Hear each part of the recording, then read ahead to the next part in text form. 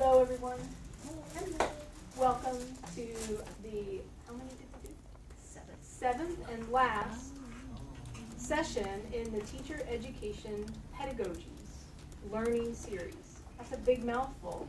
But what Jessica, this is Jessica Tobin, who has been emailing you about these sessions, and I'm Misty Sato, and have been the faculty, sort of behind-the-scenes faculty person for this, is for us to think carefully about what it means to be teacher educators, and not just teacher educators who move through our courses and do all the things that we're supposed to do, but who really think about our pedagogies. Like, what is it that we actually do when we're teaching?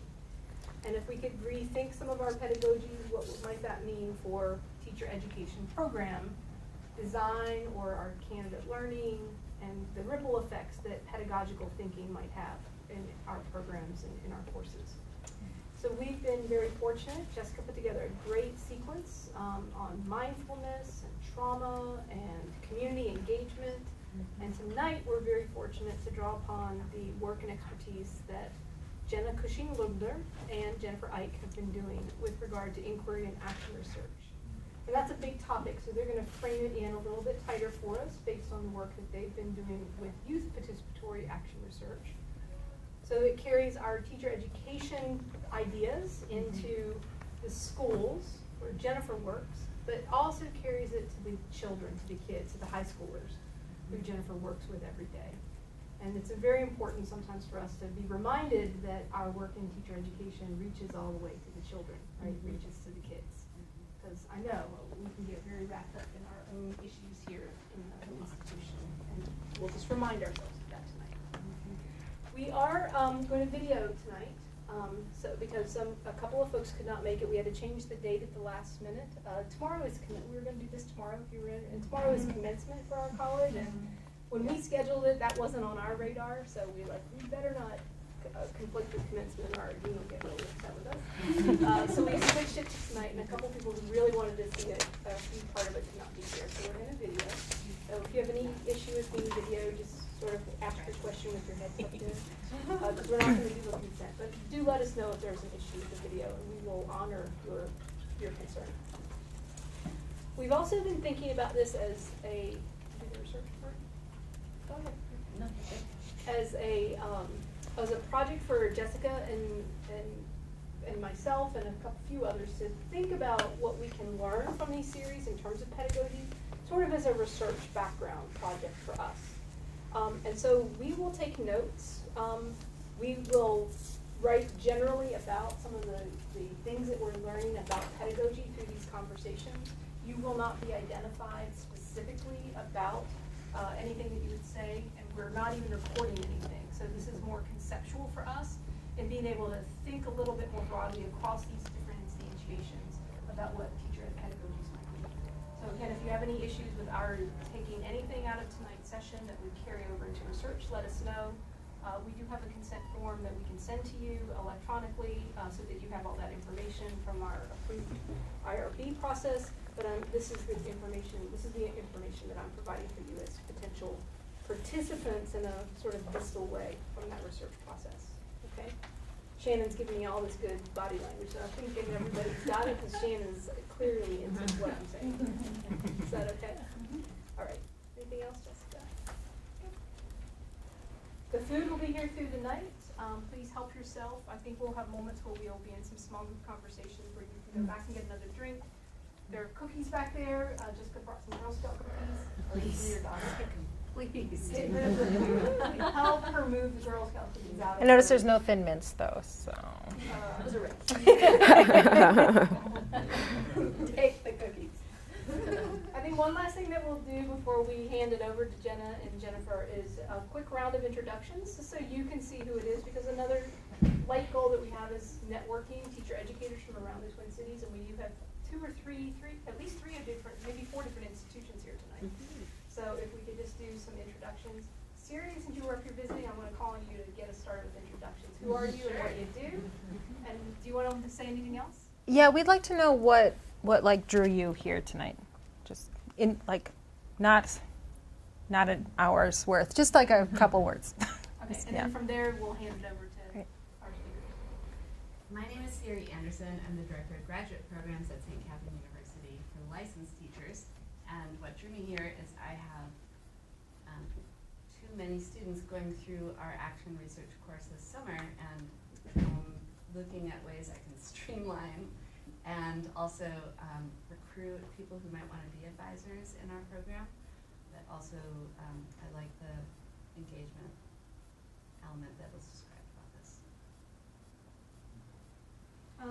I'm Erin Baldinger. I'm a faculty member here at the U on math education, and I prepare secondary math teachers. And I guess what drew me here is just continued thinking about how I can improve my methods coursework, but then also specifically to you, in the fall, my students are all at Roosevelt High School, so I feel a strong connection there.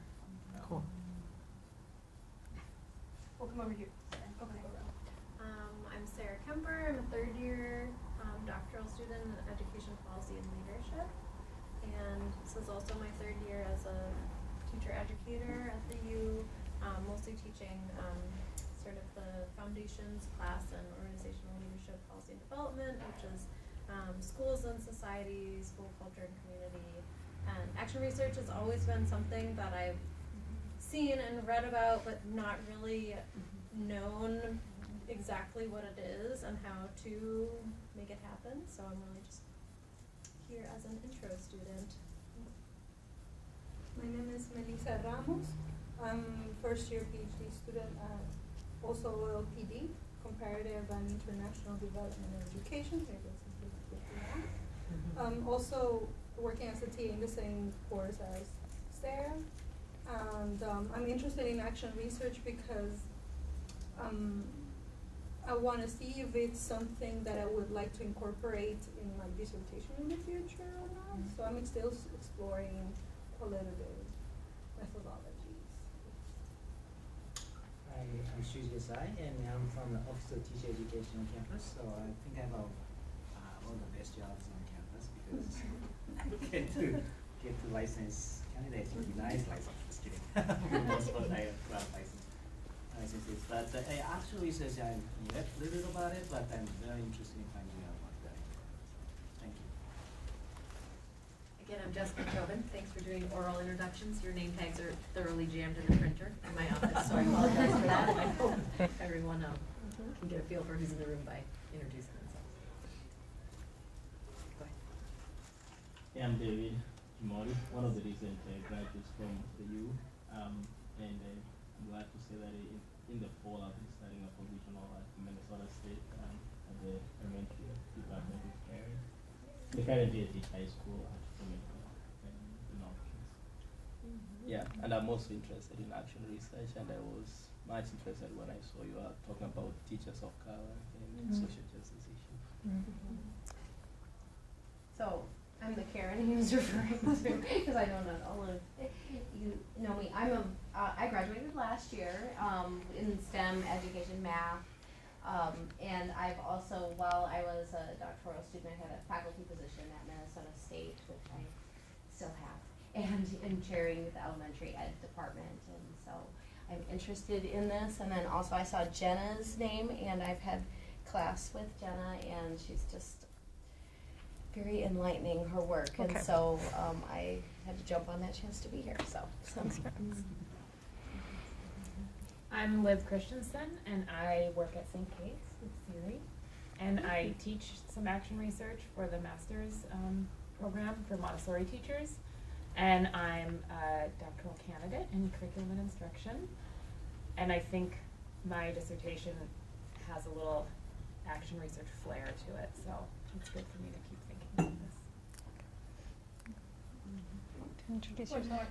more. Oh, I'm so sorry. I'm sorry. Okay, my That's bad. all right. My name is Shannon Tamey.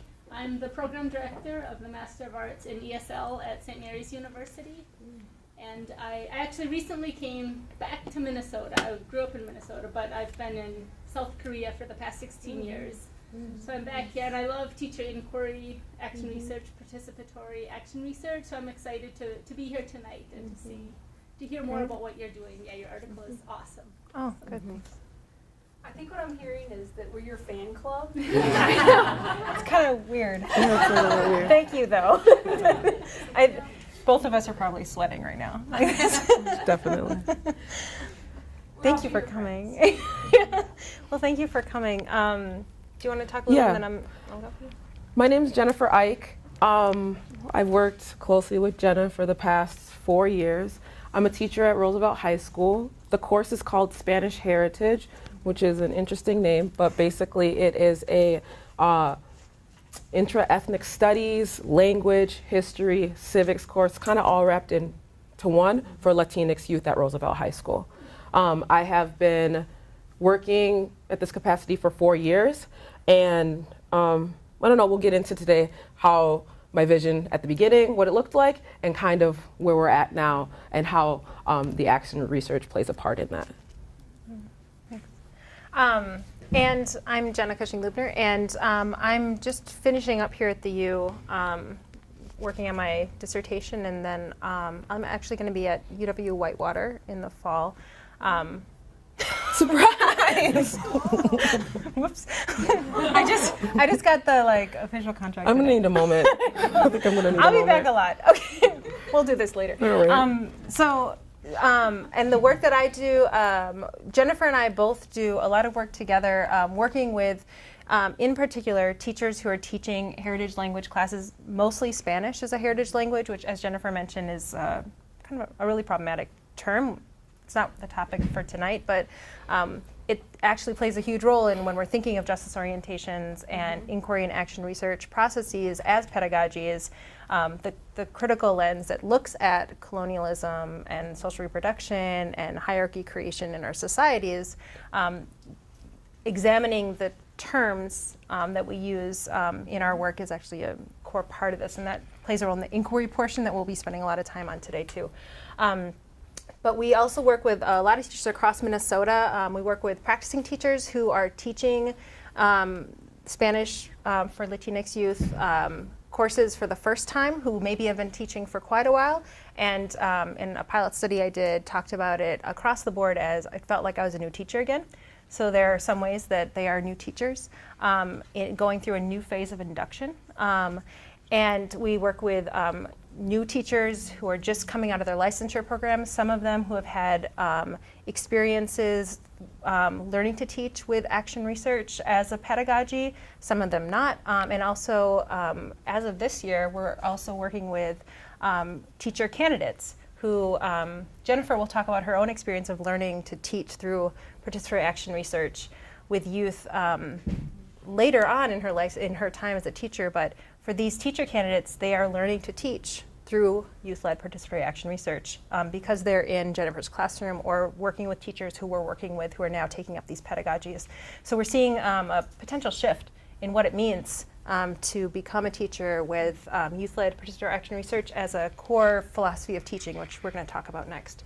I do want to talk a little bit about action research, and I'm glad to hear, we're both glad to hear, I think, that people's interest for coming tonight is really rooted in action research. I heard a few people talking about a justice orientation to teaching. And I'd like to spend this is going to happen all night, I don't know why it's doing this, spend a couple minutes just turning, and we'll bring chairs around and join you, and just talk about when people think about action research, participatory action research, and critical or youth-led participatory action research, just get in the room, let's co-construct some ideas of what that means, what does that look like, just so we all have some shared understanding of that terminology. Before we do this, can you just show us how many people were able, I know they came out a little late, so how many people were able to read our chapter describing our first YPAR project? That's fine. Okay, and how many people were able to read all or part of the 2 chapters from the Growing Critically Conscious Teachers? Same people. Okay, good. Then we'll have a good conversation. So. Well, I mean, if half of the room is I read everything, and then half of the room is you sent it on Saturday, so no, then we probably split up the room so we have 2 different conversations. But okay, so let's just talk to each other. Is the whole group or a small group? No, in the whole group. We're just going to co-construct. So when we talk about action research and distinctions between different types of action research and youth-led participatory action research, what does that involve? What does it look like? What are the core components of it? What are the commitments of it? Just so we all know what we're kind of talking about.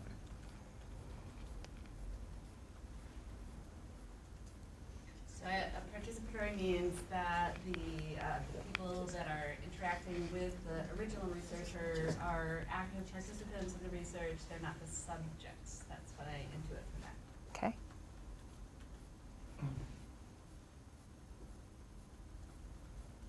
It's been quite a few years since I, but it seems like it's notion that you're able to be neutral in terms of the research process, that you can remove yourself is not the thing. I mean, in the past, scientific research is that you're able to remove yourself, but you can influence, your outcome, which is okay.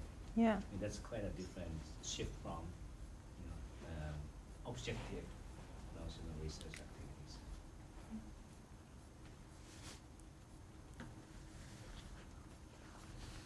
I think with the participatory element too, there's some parts of social justice embedded in it, that looking at inequities that exist and kind of being youth-led, what the youth can do, what they want to do, how they want to do it to facilitate change in an area. Yeah. What about the processes of, so we've talked a lot about the participatory component, the idea of democratizing research, removing this false notion of like neutrality. Right. And what about the action research part? So what are people's, when they think of action research, what are the processes of action research that we're thinking of? It's more exploratory at the beginning, and then it comes, the more the research is in contact with the context, in this, usually it's the classroom or a school setting, it can shape even the research question or the way that they're going to do the data collection even. Mm-hmm. The evidence. Yeah. And I hear that kind of overlapping with participatory too. Right? Yeah. But in the sense that it's not with only action research, from what I remember being a long time ago, it's not the participants not necessarily have a say on the way that the priorities of the research is of the researcher, right? Mm-hmm. Yeah. Yeah. Anything you want to add to that in terms of the processes of action research? It's iterative. Yeah, so it goes again and again, right? It learns from itself and then makes new choices and moves in different directions. Sometimes not directions forward, but in lots of different directions sometimes, right? Lots of reflection in it, planning, acting, reflecting, Yeah. doing it all over again. Yeah. Again. Yeah. Does anybody have questions about what we mean by action research when we're all talking about action research? I think it would be interesting to know how you understand it clearly so that we know Mm-hmm. the rest. Sure. Okay. Other pieces people would like to request clarity on or knowing about? IRB approval. Okay. Other pieces? Okay. We can go from there, and then as people think of things, just stop, and even as we're talking, as we keep going, like, I know me, when I process things, sometimes it'll be like 20 minutes later, I'll be like, can we go back to that thing? So just jump in, and we can go in lots of different directions tonight. We kind of planned something out, but we didn't know who would be here, so we can go in lots of different directions. So we'll talk a little bit about when we think about action research and what it means in terms of pedagogical action research. And then Jennifer's going to talk quite a bit about some examples of what shape this has taken in her classroom, for example, and what shape it's taking right now. And you'll have an opportunity to come and check some of that out, actually, if you're available next week. We'll clarify that. We'll give you an invitation. We'll tell you what that's We won't about. just leave you with that. You'll have a chance. So all the things we talked about. So action research, it's iterative, right? It's exploratory. Participatory action research means we shift who we think of as decision makers in the action research process. What's really important about action research is that it's engaged in real-time changes too, right? And there's a lot of people who look at action research from a lot of different directions. When we talk about, so we can also look at classroom action research, right? Teacher action research on their own practices. And there are lots of ways that those have actually been taken up by schooling policies to really remove the goals of action research and teacher action research that are meant to be about teachers really having autonomy and working together in collaborative inquiry to shift what happens in their classrooms. And they become data cycles, and you don't have any control over what's going on. So action research can be taken from us and used in really problematic ways. And we as university researchers and teacher educators engaging in research on teacher education and with teachers and with youth around teacher education and learning can do that too. So we can really do, we can use action research in ways that it's not what it's intended to do. So when we talk about action research, we're talking about a pedagogical arm of action research called youth-led participatory action research. And we can share some resources with you if you're interested in learning more about that in particular. Youth-led participatory action research comes from critical participatory action research. So in addition to the participatory democratizing aspect of it, it's rooted in humanizing approaches to learning, education, and research. Critical participatory action research says that those most impacted and particularly made most vulnerable or most marginalized by social structures, systems, institutions, policies, actions, and practices have particularly clear and legitimate insights and knowledge about those processes, systems, institutions, practices, and therefore should be the ones making decisions about what needs to be researched, what matters and needs to be researched, who else is knowledgeable about it, what shape that research should take, and then who needs to be hearing that, and what those implications should shape up as in ways that create direct change. So it's linked to direct action and social movements. Youth-led participatory action research must have that critical theory. It must have that critical lens. Lots of times, what's called youth-led participatory action research happens in classrooms, in schools, that gets kind of stripped of that critical theory, stripped of that critical lens. There are lots of ways to do really powerful learning in schools around project-based learning, for example, or critical service learning projects. And that's not the same as youth-led participatory action research. It's really hard to do youth-led participatory action research in schools because schools are one of those institutions that it often seeks to disrupt and change, right? And so we try really hard to do YPAR, and we don't always do YPAR. Sometimes we use YPAR one year to inform the formation of a project-based learning unit another year, and we'll talk about an example of that tonight. And not everything we always do is YPAR. But what we're going to talk about tonight is that the philosophy of education that we root all of our teaching practices and philosophies in is a YPAR philosophy of education. So there are kind of 5 primary philosophies of education that we often think about and learn about in our teacher education programs, right? Do folks remember them? Who's teaching their schools and society class? It's like an oral exam. PLC leaders, do you remember them? It's from week 1. I know, I'm not trying to put you on the spot. Are people remembering what the 5 kind of primary philosophies of education are that we tend to? Yep, so progressivist, which is, so we can break it into kind of what's thought of as teacher-centered and learner-centered, right? So progressivist is one of the learner-centered one. Constructivist? So that's part of progressivism, right? So that's one of the teaching practices and philosophies within progressivism, right?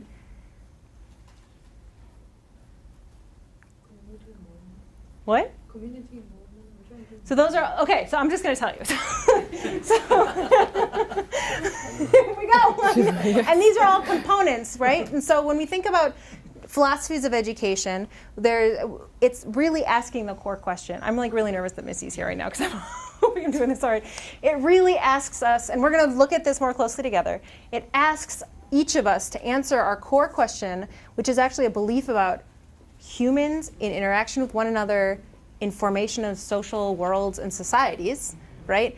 What should education do? What do I believe education should do? And then there are questions that kind of flesh that out. Like, okay, so then what do I think the role of schools and institution should be to help meet that aim of what education should be about? What do I think adults as teachers, what should be their part in that project? What about youth? What should they be allowed to do? What should they be provided space to do to meet those aims? What about the curriculum and who chooses the curriculum, the context we learn in, the text we learn through? What about how we understand the learning space and ideas of self-determination, interaction, voice, compliance, control, all of those things that often fall under classroom management, which we have problems with. Those are all questions around philosophy of education. Within that, we have different teaching philosophies that overlap across different philosophies of education, and then we have practices and pedagogies within those teaching philosophies that all need to align. And when they don't align is when we feel that dissonance as educators of, I don't like how this feels. This doesn't feel healthy to me. And sometimes what happens is our philosophy of education is one thing, and then the schooling context we're teaching within requires us to teach in practices and pedagogies that align with teaching philosophies that are not in line with our philosophies of education. Our teacher candidates sometimes show this dissonance when they talk about one philosophy of education, but then express their best practices that don't line up with that, right? And they get kind of muddy in their expression of their imaginings of here's how I want to teach and for what purposes. Their purposes don't align with their practices that they're describing. And so the philosophies of education that are often thought of as teacher-centered are essentialist and perennialist, the idea of like, what are our core things, great books, classics curriculum, focusing on universal truths and how we get there, and the shapes they take may shift over time, but there are certain universal truths that don't change over time. And then student-centered ones are often thought of as progressivism, social reconstructionism, saying like there are problems in the ways that our social reproduction happens. It's designed for certain hierarchies to be in place, so we should be deconstructing that and reconstructing new things, right? And then existentialism, which is kind of in line with deschooling and free school movements and things like that. So we think of ourselves as being kind of situated in a philosophy of education where YPAR, Youth-Led Participatory Action Research, is the root of our philosophy of education. This is definitely in line with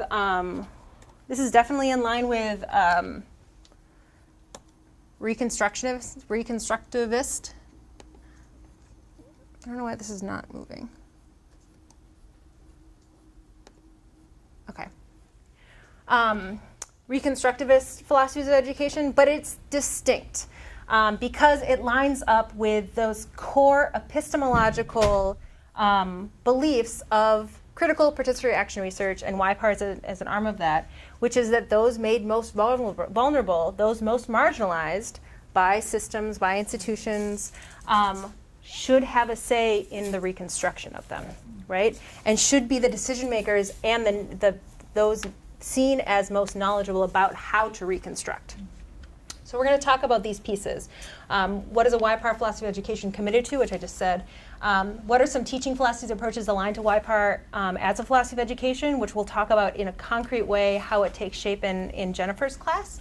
And then we're going to spend the rest of our time really focusing on one aspect of this, which is a critical lens identity inquiry as a YPAR-aligned teaching philosophy that can take shape in our teacher education institutions, which is a way to learn through this YPAR philosophy of education in order to teach in ways that are aligned with that. So teacher candidates are both learning to become teachers through this and learning to teach in these ways.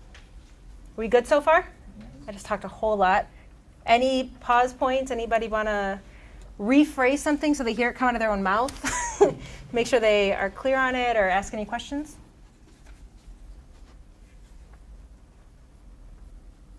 Okay, cool.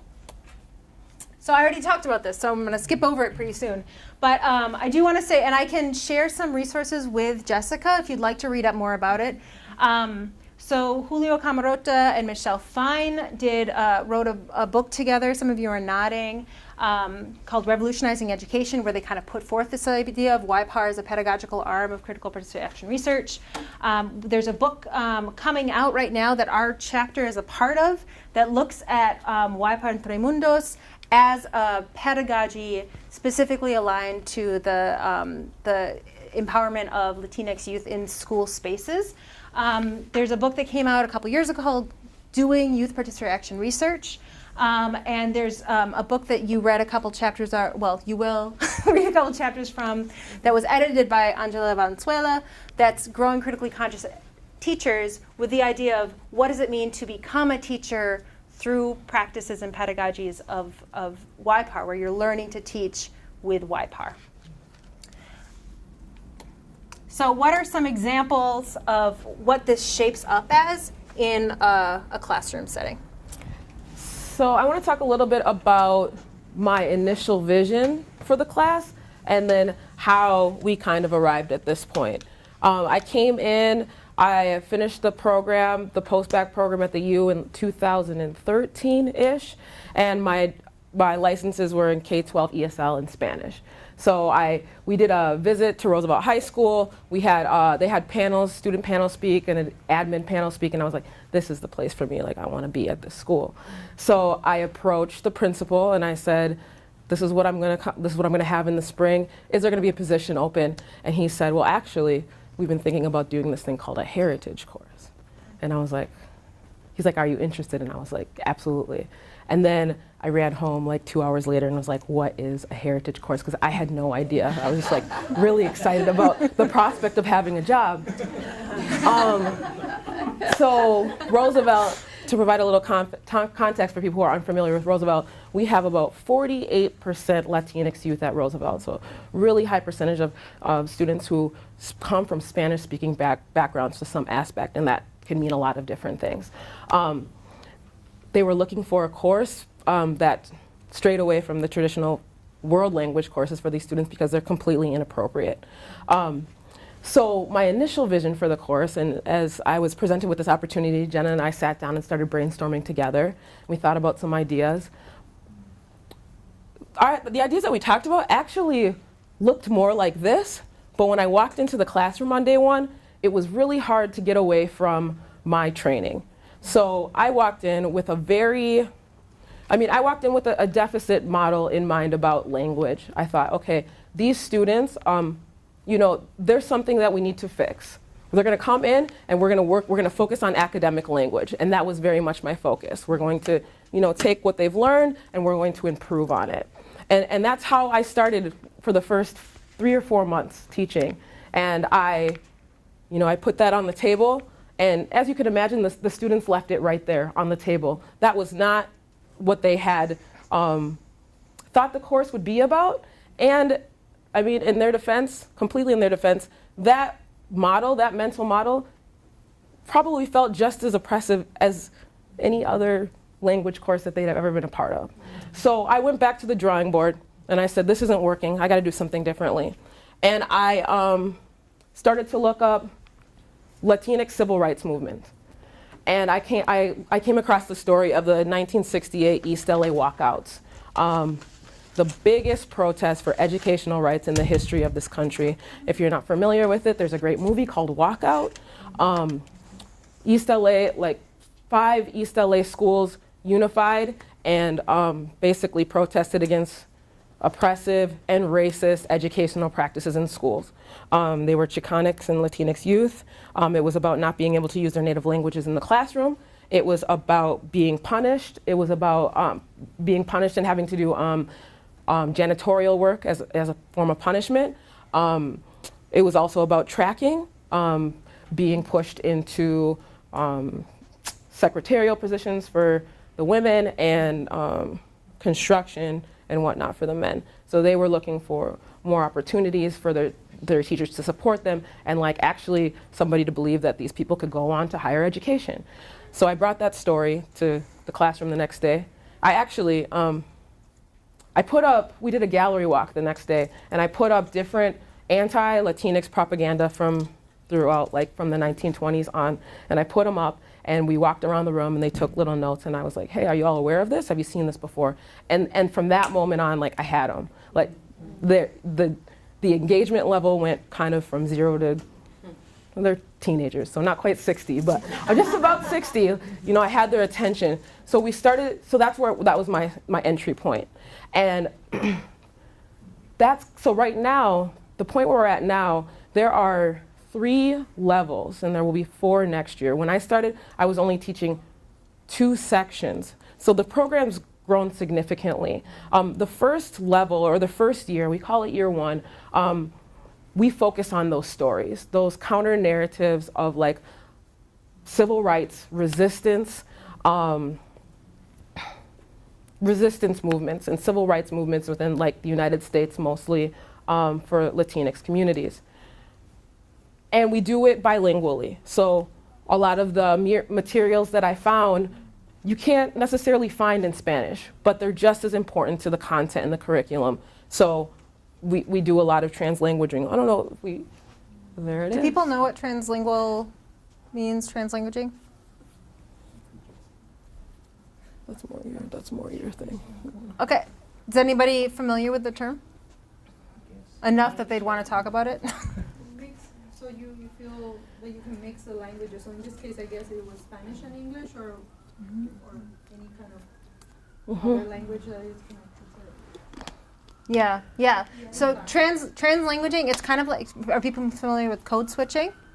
Right, so moving across languages. So translanguaging is a theory of language that comes out of multilingual first identities. So if you grow up speaking multiple languages and interacting and making sense of the world through multiple languages, this is a theory that is meant to represent the actual use of language, how language moves across spaces, across people, that it's not about turning one code to another, like flipping a switch or flipping over a piece of paper, but that all of your language resources create one whole language system together. So by asking somebody or demanding that somebody use only one of those language resources, it is basically like saying, I'm going to ask you to tie your leg behind your back and walk up those stairs, right?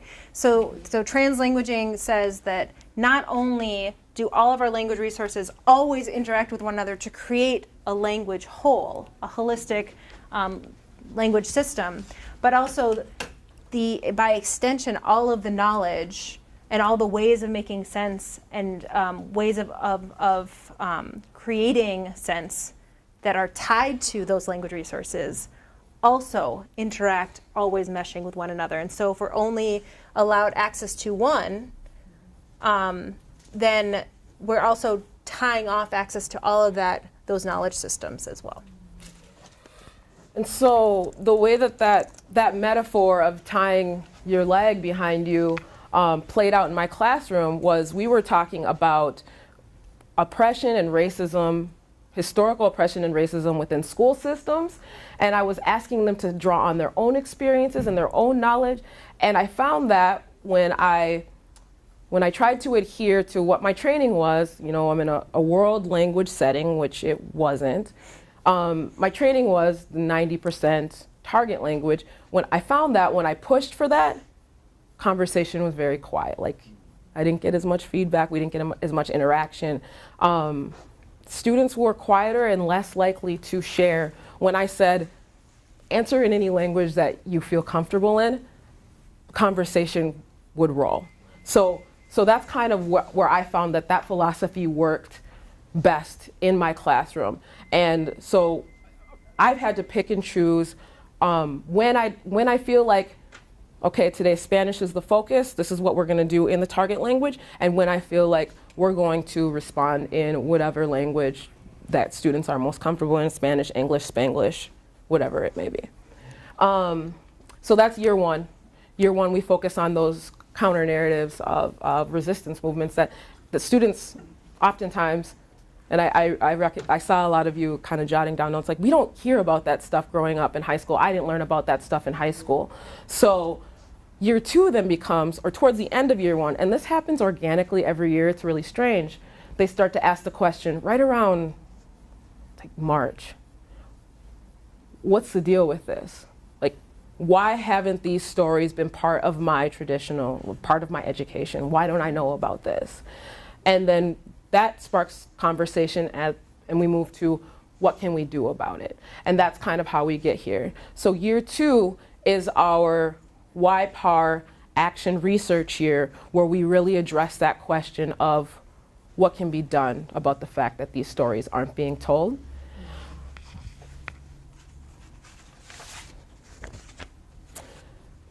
And so now, this is what the heritage course is rooted in. We talked about the translingual practices, representation in the curricula. It's all about them. It's about people who share same backgrounds, linguistic backgrounds, racially. They see themselves in what we study. The youth research piece we're going to get more into. The identity piece we're also going to talk about, but we ask ourselves these questions: who am I? Who are we? Where are we going? And how can we create a platform for ourselves to share these stories and push back against dominant Eurocentric narratives? Hello. Yeah. So, so as you can see, so this is a cohort model. They stay with each other for 2 years. They stay with Jennifer for 2 years. And the foundation is critical theory, right? So the foundation is getting to a place where they're exploring together critical questions that are rooted in critical theory. Only after that do we move together to do the participatory action research, youth-led participatory action research. And it doesn't happen until youth come into the classroom saying, what are we going to do about this? And that's the moment. And it comes at different times every year. And sometimes it comes towards the end of the first year together. Sometimes it comes like day 1, the second year together. They come in and they're like, all summer, I've been doing stuff with this. I've been connecting with people. I've been working on things. I've been thinking about things. I've been talking to people. What are we going to do about this? And that becomes the day when we say, well, what are the things that are bothering you? And we start doing the specific pedagogies of youth-led participatory action research. But if we hadn't spent the time doing the critical theory work, if we hadn't spent the time doing the identity text work and the identity development, which we're going to talk about next, that inquiry into individual and collective identity and how that positionality is created like in connection to systems and institutions and socio-historical realities, then what we'd be doing is just project-based learning maybe. Or maybe critical, but maybe just service learning work, right? We'd still be doing stuff that's about learning in and with our own communities, and in and with youth's communities, but it would be very different, right? So I want you to talk about some ways what are some examples of how it looks? Which part of it, the identity stuff? The YPAR. Okay, so the first thing we do when we talk about the YPAR as pedagogy in the classroom, neither of us had done YPAR before we did YPAR together. So, and this is important too. So Jennifer's talked about like she's a new teacher the first time she did this, right? And now she's like been teaching forever. It's fine, whatever. 5 years. You're like an old soul in teaching. And I was a teacher educator, a graduate student, new graduate student, and I was becoming an academic researcher, right? So Siri asked about IRB. Here I'd like to point out the overlaps of participatory action research as a pedagogy and as a research practice for academic scholarship, for the academy, for the university, right? So it can do both things. But it doesn't always do both things, and it's very, very important for it to not always do both things, for the work itself to direct who the audience is. So a lot of the YPAR that happens in the classroom space stays within the school or the communities that the youth decide. When youth say we want this information to be in the hands of teacher educators, we find avenues for teacher educators to be in the room and to be sharing that. But it's not always the case. A lot of the work is really focused on schooling experiences, and so a lot of times youth want teacher educators because we talk about, it's not how do teachers become teachers? What are the institutions with their own historicities that produce teachers, right? So we should all be thinking about this, right? But when we first did this, Jennifer hadn't learned to teach using YPAR and hadn't experienced being a student where YPAR was used and hadn't co-taught with a mentor teacher who used YPAR pedagogies, and neither had I. So neither of us, we were both like, what we're doing. And so we learned to be YPAR practitioners through doing YPAR together with the youth as our teachers of how it's going to work. So some ways that this takes shape, when we start doing our YPAR projects, one of the things is to take that individual and collective identity work that they've been doing in connection to institutions and systems that are oppressive, and taking that and then mapping out what are all the ways? What are all the ways you feel it? We talk about microaggressions and large-scale societal aggressions. We talk about critical race theory as a core analytic and to understand the world as being designed in this certain way. We talk about racialization and linguistic imperialism. They have all of these different things that they can choose to tap into to use as their primary analytic to make sense of their questions. But we have to first get to their questions. And so the first thing we do is we map out. So that day when they come in and are like exploding with, this isn't what we want anymore, we want to do something about it. We say, well, what's the it? And we map out together, what are the its? One way to do this is by creating problem trees. Is anybody familiar with a problem tree? You are. Do you want to talk about it? Well, in development, because I used to work also with NGOs and schools, so that from what I understand, you draw the tree. I'm trying to remember the problems. You write down the problems on the top. Then I don't remember what was the part, but then it helps you to go to the deep roots of why the problems that are on the leaves. Yeah. So that you can actually find a solution, and then up to there is my memory. Yeah, that's great. And this is their first foray into doing the research component of the YPAR, right? So they start naming off all the things that are bothering them and frustrating them.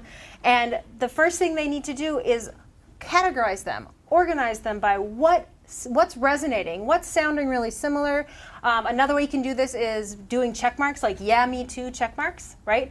And they start looking at, okay, what are the things that stick together, that hang together, that are kind of talking about the same things? There's consensus work that has to happen in these spaces. So they decide, like, does this hang together or not? Or do we think this is a distinct thing that's talking about something else, and maybe it's manifesting in similar ways, but the context makes it different, or who's doing it makes it different, or why it's happening makes it different. And they shuffle things around, they organize them. And if we think about a tree, those become like they're individual leaves, and they start hanging together into these branches, right? And the branches come together, and they may create one major kind of trunk. The branches all might come together, but you might have a tree family, right? Where there's also a tree over here that's talking about these things, and a tree over here that's talking about these things.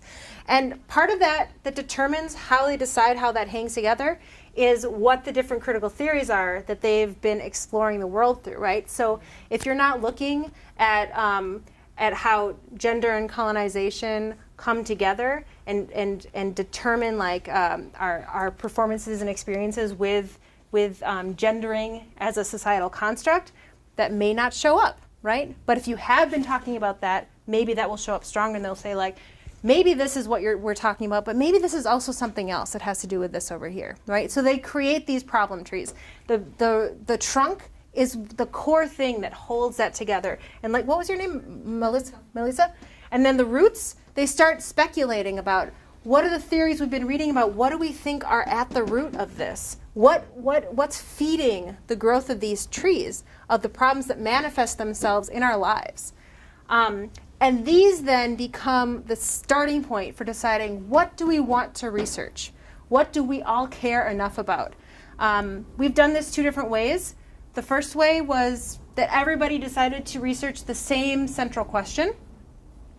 And right now we're doing it another way, which is that there are multiple groups of students researching different things. So can you talk about those 2 things? Yeah.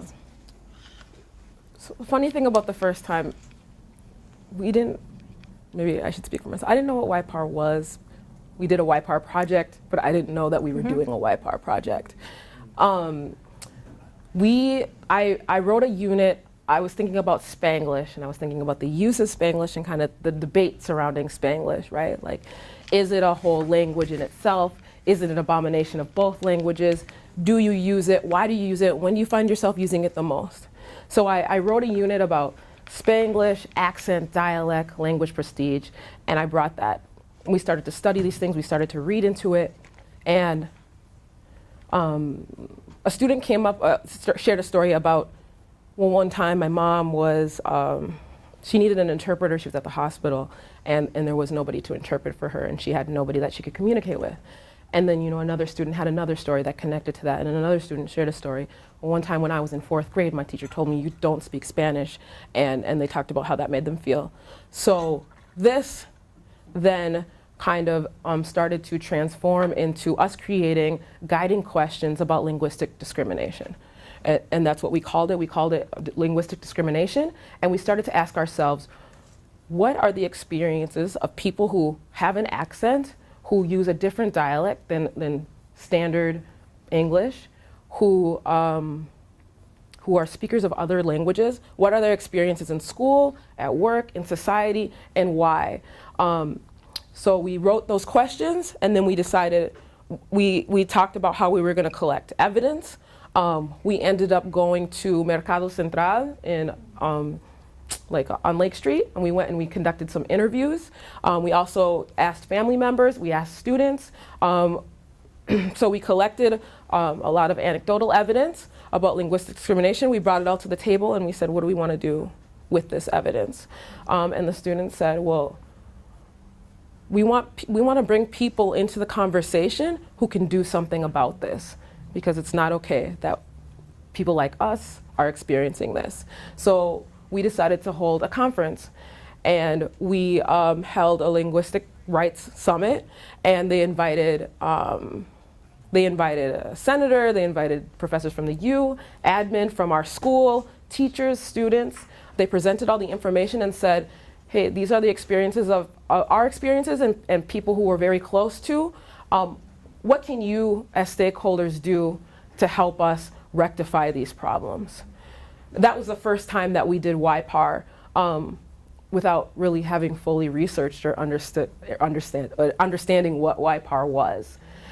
And that was 2 years ago. Last year, our action took a different form. This year, as Jenna mentioned, we are holding another conference. This time, we're talking about decolonizing education. The themes that students have researched are Latinx graduation rates, like low Latinx, the fact that Latinx graduation rates are low, and how do we combat that? They're studying critical pedagogies. They're talking about push-out. They're also studying microaggressions. And students have picked 1 or 2 of these topics. They've found how they connect to each other. They've started to collect evidence in a variety of different ways. Some of them are doing interviews again. Some of them are reading. Some of them are watching videos, going out. We're getting evidence in a variety of different ways.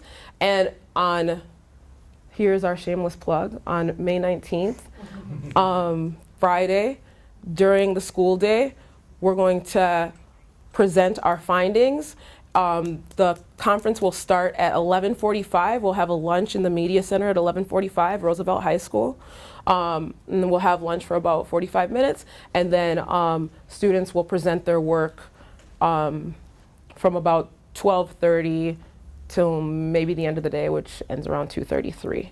So if you're interested in seeing the work that they've been doing and see how kind of the final product of how this plays out, we would be happy to have you there. And we also have an Eventbrite that we can share out. We'll share it with Jess. Cool. But that's kind of how the first time that we did YPAR, kind of without even knowing it was YPAR, informed the second time, which, fingers crossed, is much more polished and structured, and we feel really confident in the work that we're doing this time around. So what Jennifer is describing, this is just not just like an after-school project or an additional thing they do after they've met the standards for the semester, the year, their core units.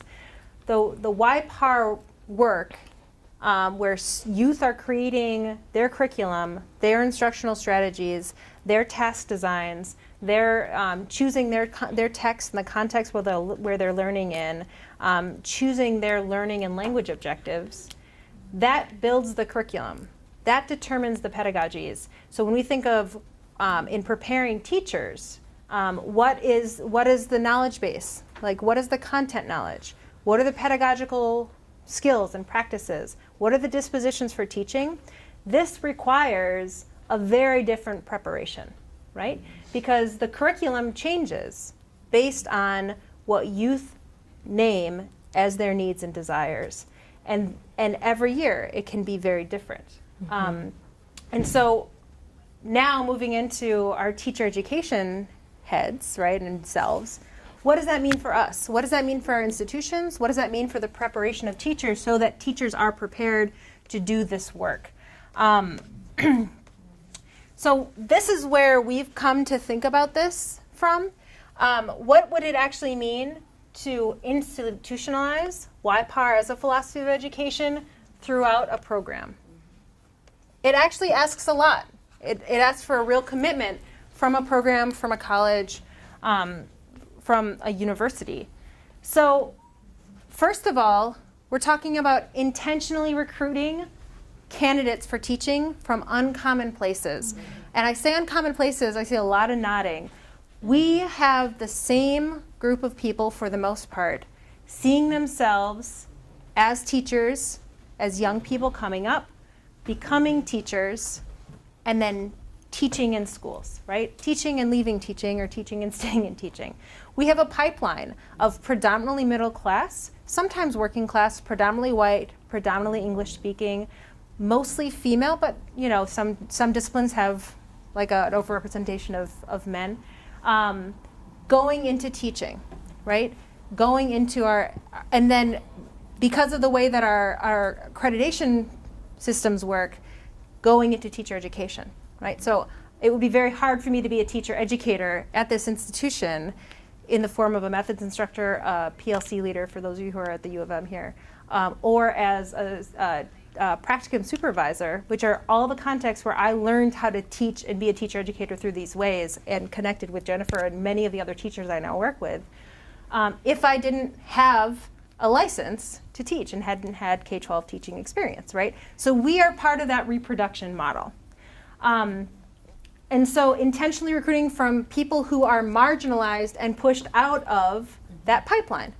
What does it mean to make a commitment to change who is in our programs, which also means changing who becomes teacher educators and who we see in those teaching spaces. It also means looking at this across who's a good fit for teaching. When we look at how we recruit and how we decide who's a good fit for the program, what kind of experiential know-how about youth intellect and capacity, specifically youth who are most marginalized and most pushed out of schooling experiences, are we looking for? How do we make sure that people have experiential knowledge around that? And it may not be people who worked in summer camps and worked with youth in those capacities, right? And it may not be people who had experienced a great deal of success in school models as they exist currently. How are we finding candidates and intentionally recruiting candidates who are engaged to and show commitments to social change by being involved in change and justice movements? How are we intentionally recruiting from those spaces and promising and making a reality that you can learn to teach in ways that mirror the healthy learning spaces that happen already in social change and justice movements. Intellectual alignment with critical socio-historical and anti-colonial thought.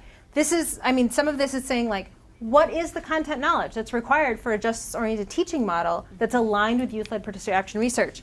Jennifer talked about that she also had learned about this content, right? So what does it look like to have teacher candidates coming through our programs who do have both experiential and maybe community-based, intellectually grown, or academically informed content knowledge about these justice movements, about these justice orientations, about things that are not readily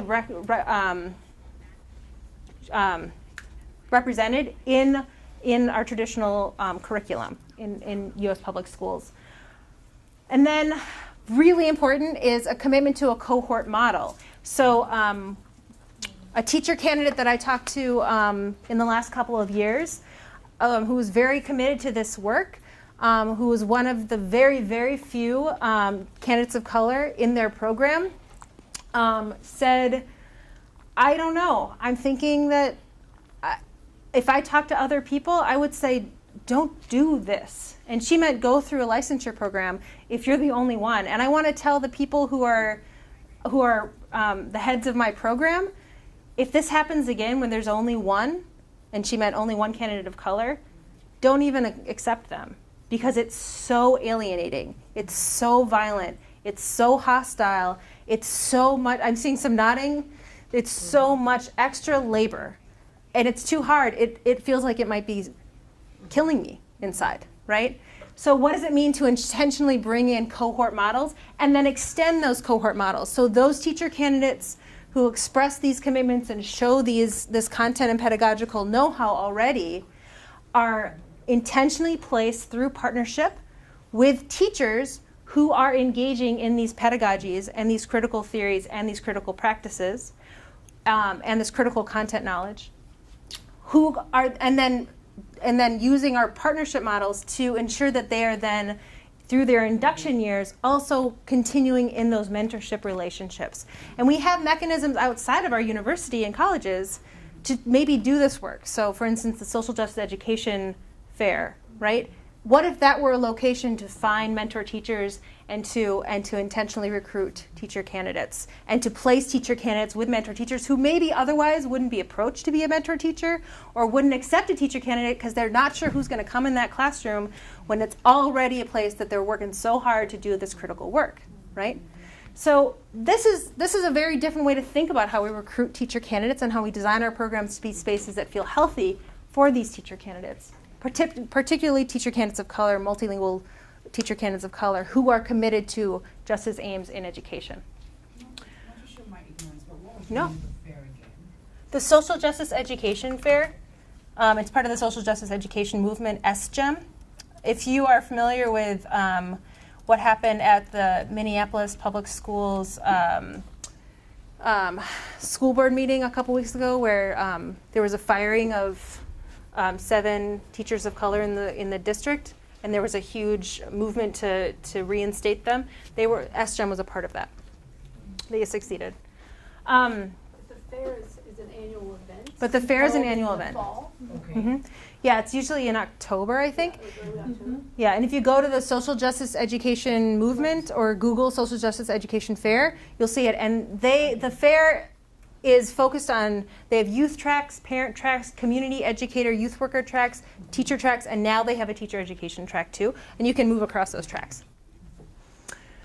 And then, so that cohort model looks at pairing cooperating teachers, but also being a part of teacher education, viewing practicing teachers as people who engage in teacher education as learners themselves. So how are our university partnerships with our cooperating teachers actually reciprocal spaces for supporting these sort of pedagogies happening in their classrooms so that they are learning to teach in these ways as their youth are experiencing school in these ways, which is another way to grow new teachers who understand that school could happen in this way, right? So we couldn't imagine what this would actually look like because neither of us had experienced it until we experienced it from the adult point of view, right?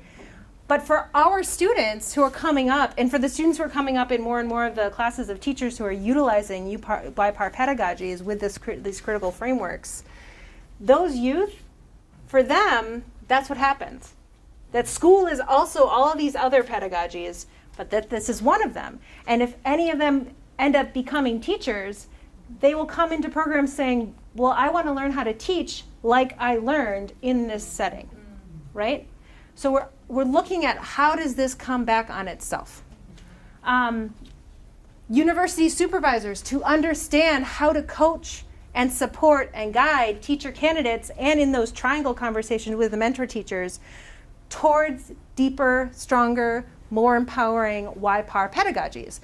How are our supervisors understanding this? How are our supervisors who may be learning about these in their graduate education courses, if they're at the University of Minnesota, or who may have been teachers who did these sorts of pedagogies, working as adjuncts supervising in other institutions? How are they able to streamline those questions and guide and support towards these kinds of pedagogies?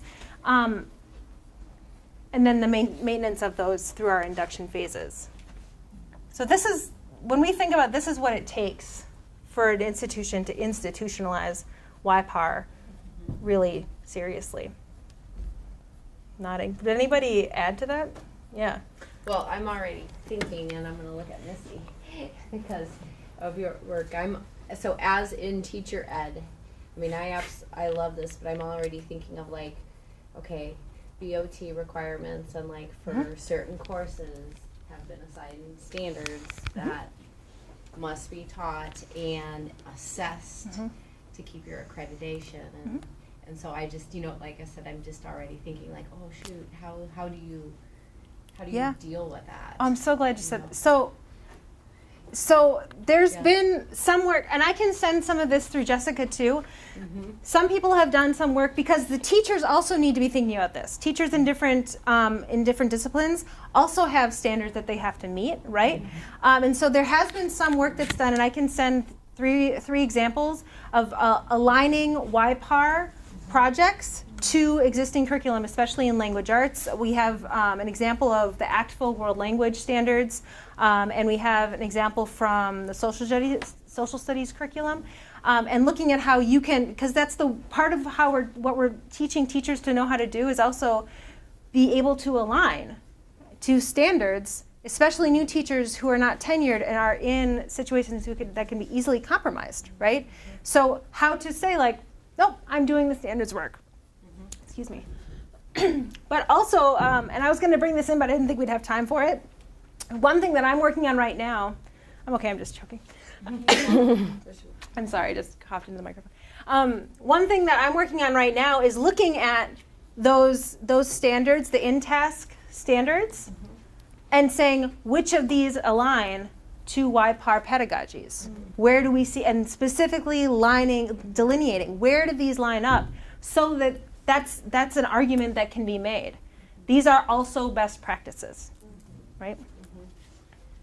Then we can almost push back that if we really want to take a critical look at those standards and how those standards were constructed. Absolutely. And yeah, I don't know. No, that's a conversation we all need to be having, like, because there's also the option of refusing to use those standards, right? And there's good reason to refuse. And there are places that refuse, and they say we don't follow CAPE, we don't use those, right?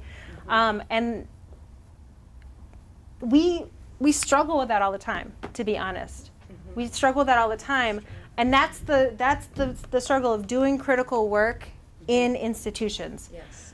Because some people will say, my work is not within these institutions. I'm going to work outside of schools with youth towards liberatory self-determination. And you can speak for yourself where you stand on this today.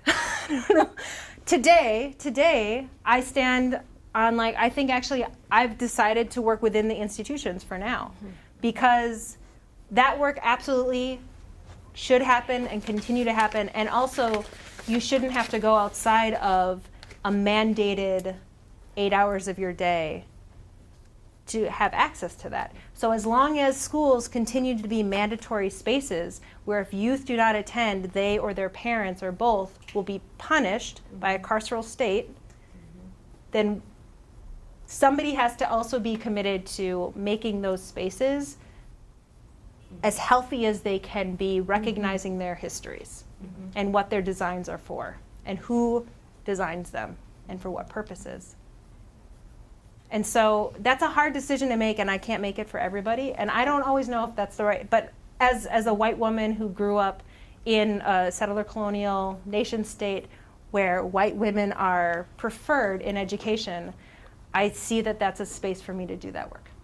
So that is the decision I've made. I don't know how you feel, or if you want to talk about it in this space, or any of you. I'm sticking around today. It gets heavy sometimes. I mean, honestly, there's a lot of pushback, especially before I was tenured, about, I mean, the course in itself is very political. It's just a political that it exists.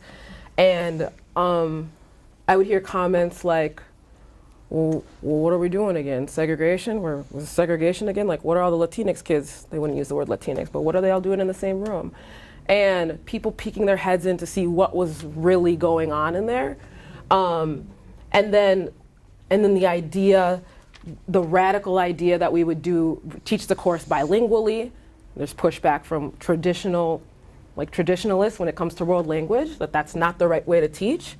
And then, doing this type of work where you give young people a platform to basically speak back to injustice and talk about how they've been wronged and the violence against them throughout their education. It's heavy, sometimes. And we have these conversations in class. I have them with the kids about if it's worth it. I don't know, this isn't maybe the time for this. But today, I'm sticking with it because of a lot of what Jenna says. It's like, they deserve this.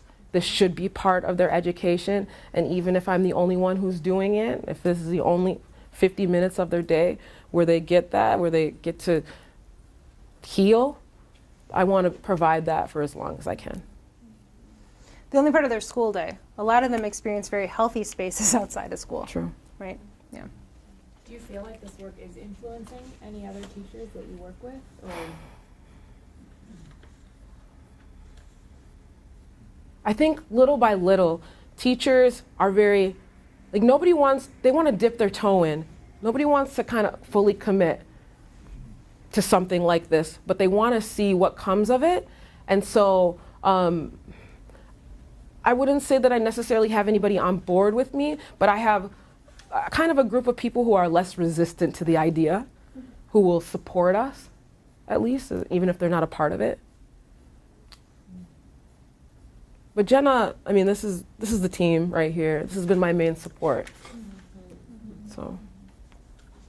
But this has also changed how I teach new teachers now, too. This has completely changed it. And so some of it is also, when are people having access to this? So if colleagues are only ever seeing the products and maybe peeking and not necessarily seeing a well-behaved classroom space, because productive, generative space doesn't always look like what we're doing right here. In fact, I don't know how many of you are feeling very generative right now. We're going to move on.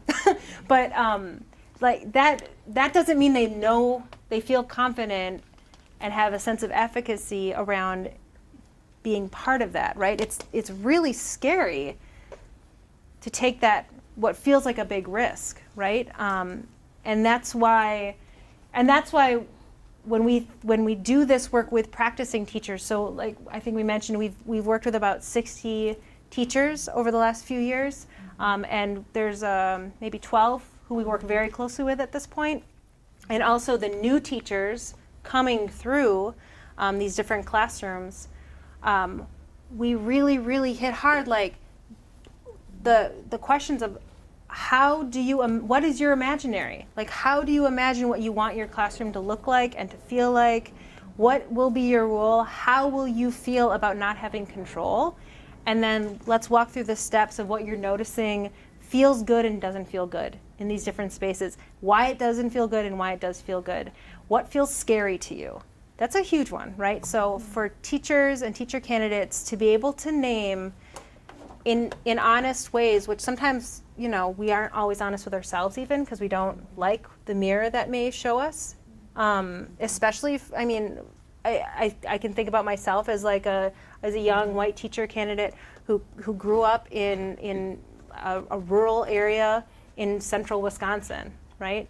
There were a lot of things that I brought with me that I wouldn't like the mirror that would show me if I named why did it feel scary to me to let go of control, right? So getting to that point also requires that we actually have relationships with one another where they feel like they can talk in honest ways with somebody who's going to support them to recognize that, name that, not feel shame around that, but be able to use that as a generative space to engage in healing pedagogies where they are also experiencing the healing of moving past those kind of internalized processes of colonialism, racialization, gender violence, right? Ableizing and disableizing people. I'm just curious to know if you have had any reactions from parents.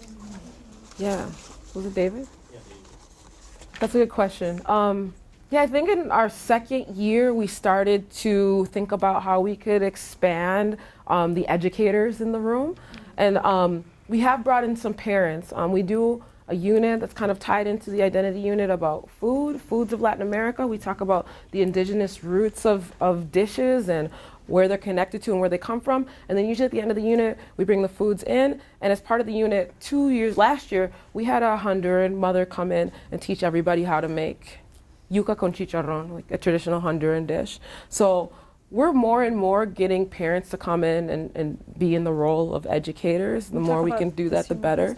Yeah, and this year we had a parent of a student come in and talk about, as we're preparing for this conference we're putting on, we're talking about different education systems. So what does it look like in Mexico, for example? You know, a lot of the kids were born here. Most of them didn't attend school in Mexico. So we brought in a parent to talk about the school system in Mexico. What was his experience? And then he wove in immigration because it's all intertwined, right? So he talked about his story coming to the U.S., learning English, getting a job, all of that. So, and honestly, I wasn't quite sure how that would go, but even the freshmen, so we had the class that parent came in for was our upperclassmen. So they knew the student of the parent. So I kind of expected them to be engaged and at least behave. But the freshmen came in and we had the same parents speak to them. And especially my young men, who sometimes it's really hard for a lot of reasons to get on board, they were so into it. And even, you know, one of them approached me after class and said, we should really do that more often. Like, can we do that once a week? Can we have more parents come in? And I mean, I have to be honest with myself as my position as a non-native Spanish speaker, an African-American woman. I need more people who look like them and come from the backgrounds that they come from to be in that position as educators.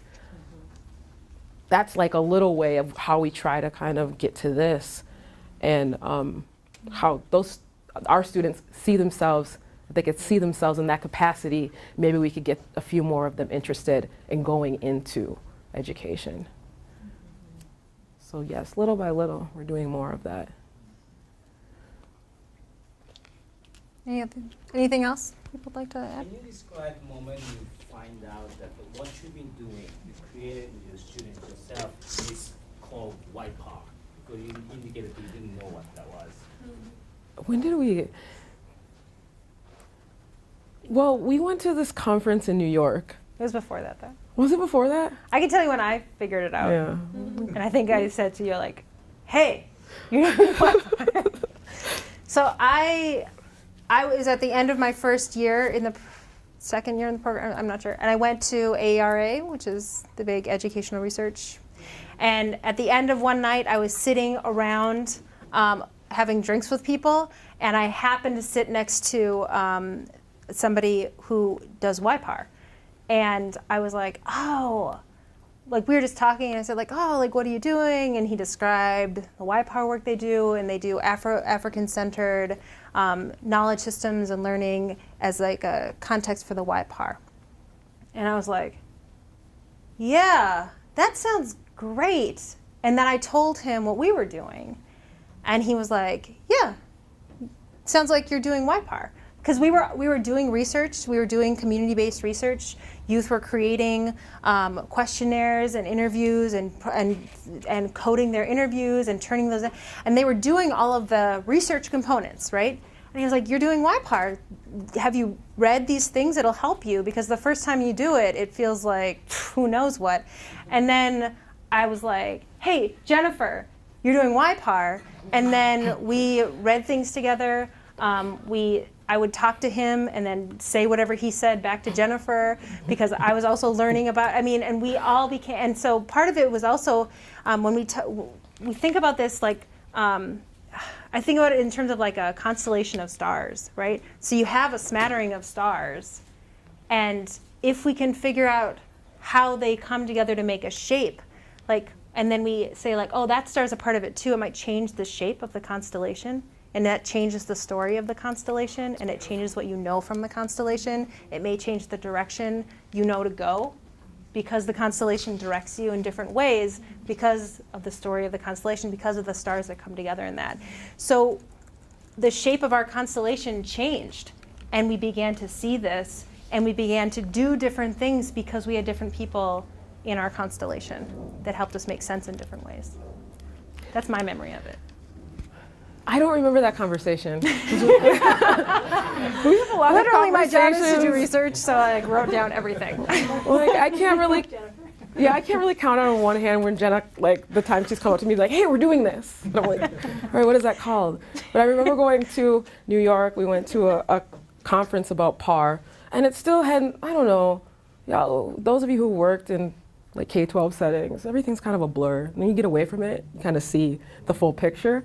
And Michelle Fine presented, and then I told her about my work, and then she highlighted it as she was talking about something. And I think that's the moment where I was like, okay, I'm doing YPAR. Like, it didn't click until I was completely immersed in it, away from the classroom, away from everything else. Where she was kind of highlighting her work, and I was like, I see a lot of parallels, and I think that's when I kind of figured it out. Can you talk about like making this? You've been talking about it all night, but like the distinction between YPAR as pedagogy and YPAR as research. Because I think sometimes when we name this as action research, we get into this cycle of research is something that is, has this procedure to it, right? It's got a method to it. It's got these cycles, and it has to end with some kind of a product. And lots of times when we do it with teachers, it sort of turns into that. It turns into a project. But you're talking about something more infused within this philosophy idea that's not just a product at the end. It's not just a method of collecting data and producing outcomes. Yeah. So can you talk a little bit more about like the distinctions between this pedagogy of YPAR and what makes it different from thinking about any kind of action research as just sort of, here's a research project that we're doing? Yeah. Do you want me to talk about it? I think so. Okay. So YPAR, so Julio Camarota and Michelle Fine say, YPAR is an epistemology. It's not a method for conducting research. It's not a tool for doing research. It's an epistemology. It's a way of knowing the world. It's a way of believing about the world, right? And so when we say those made most vulnerable, those most marginalized by systems, institutions, policies, social constructs, are most knowledgeable about them, that's a belief about the world, right? So that's an epistemology. Within that, the action research cycles, the participatory action research cycles, can engage lots of different research methods.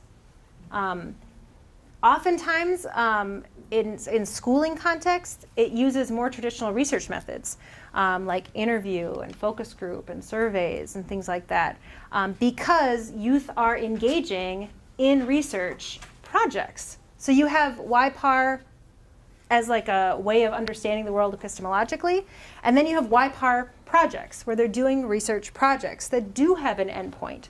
But the way that we think about this in terms of a philosophy of education is that they're all always informing one another. So there's synergy happening, because it's our philosophy of education, just like in terms of research, and it's an epistemology. And then just like that, so if we look at those in parallel, the philosophy of education has lots of different pedagogies and practices associated with it. An epistemological way of being a researcher and doing scholarship has different methodologies and different methods that associate with that and align with it. So is that starting to answer your question?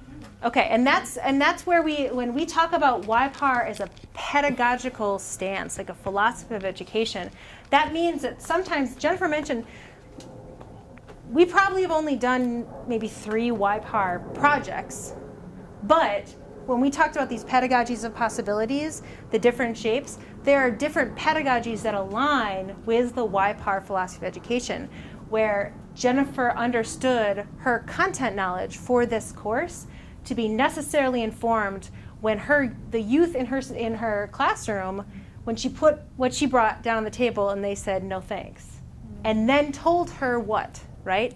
And youth tell us what in schools through silence, refusal, resistance, just as much as they tell us what through, I want it to be this way, have you thought about this, one thing you could try is this, I would love to learn about this, this is what I'm doing over here, isn't it interesting, right?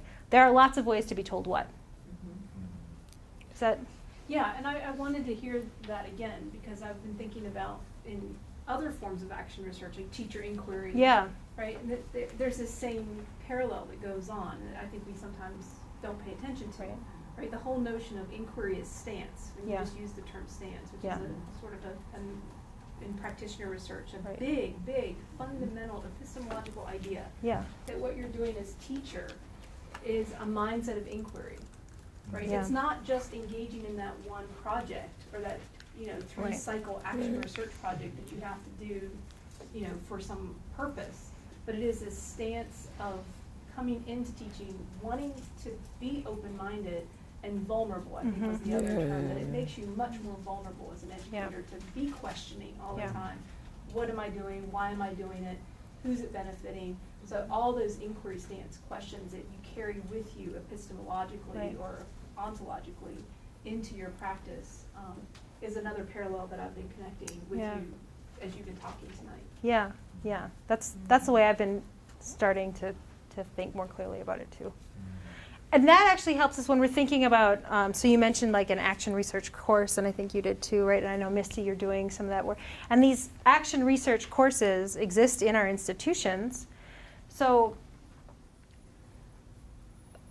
I want to push back on the idea that it's possible to do an action research course, that it's possible to do 6, 8, 15 weeks, and that it's action research. And I'm not the only one. So I think there's in the 90s, there was a piece that Ken Zeichner and Dan Liston did, where they basically said, like, here were our failings in trying to do action research as a pedagogy of teacher education in a 1-semester course.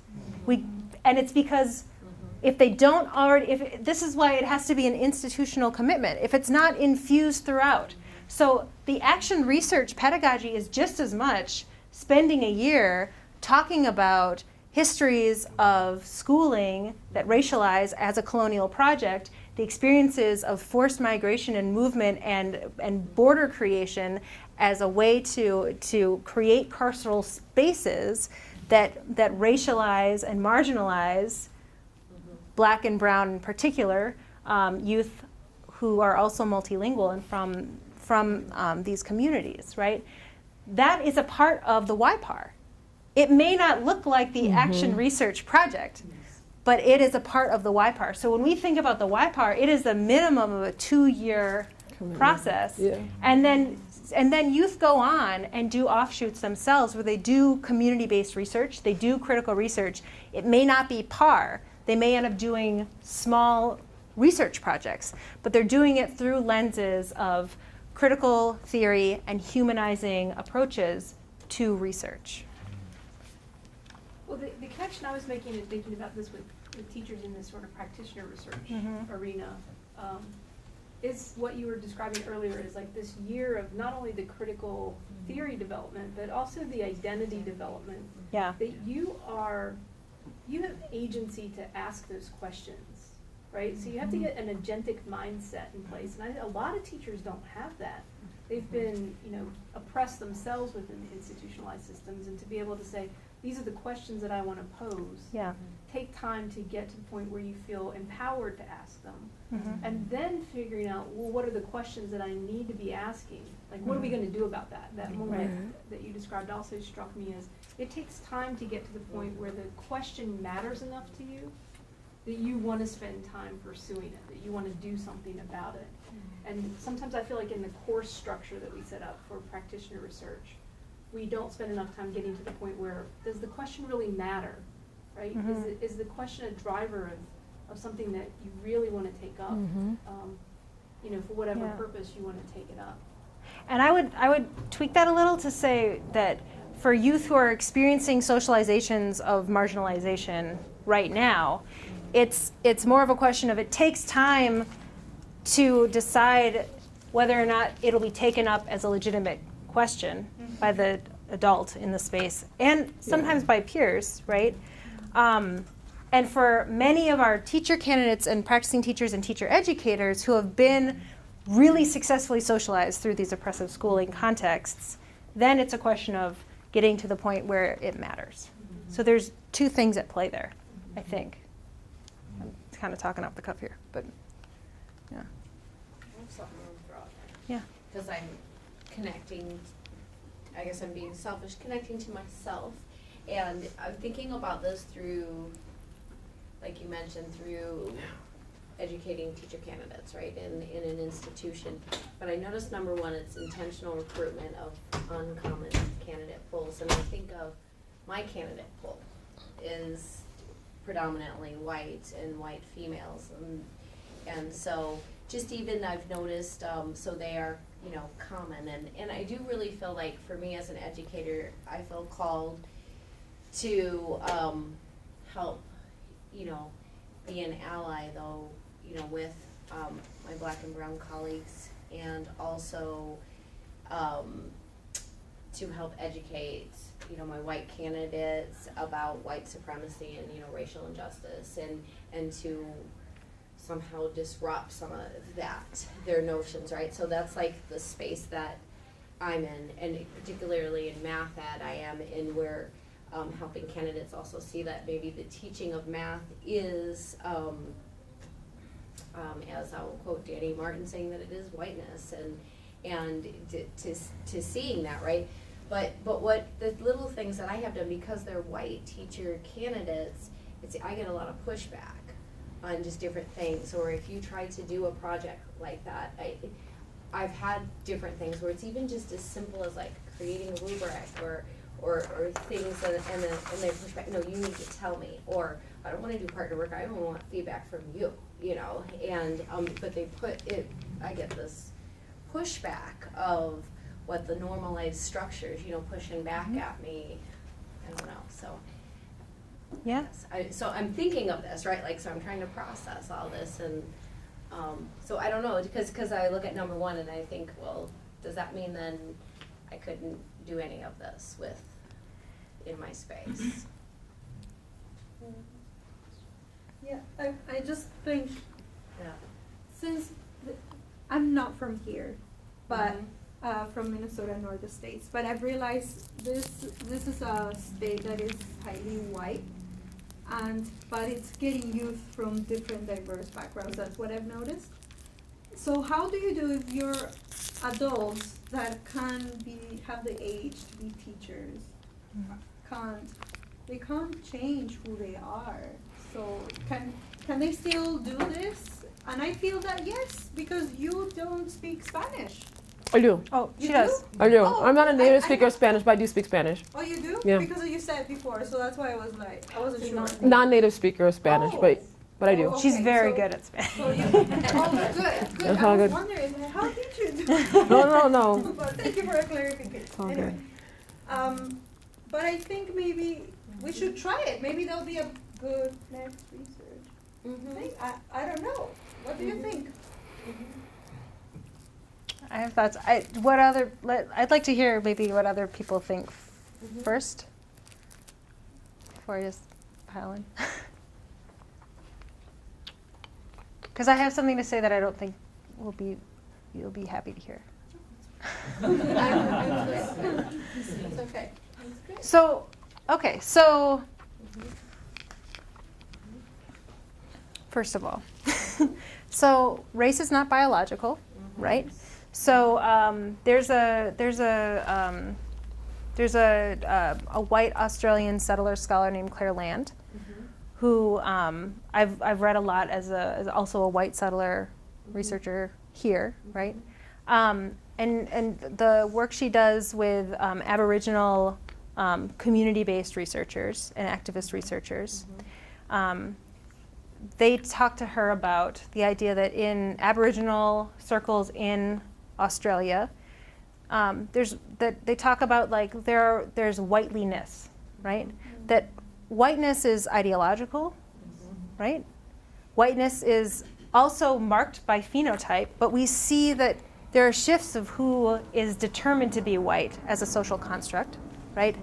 And who achieves whiteness and how. And this group actually did some readings around critical whiteness in the very first session. So Jessica can share some of those readings and questions with you from that time if you're interested in like a starting point of that. But whiteliness is ideological. It's a mindset. It's a commitment, right? And that means that,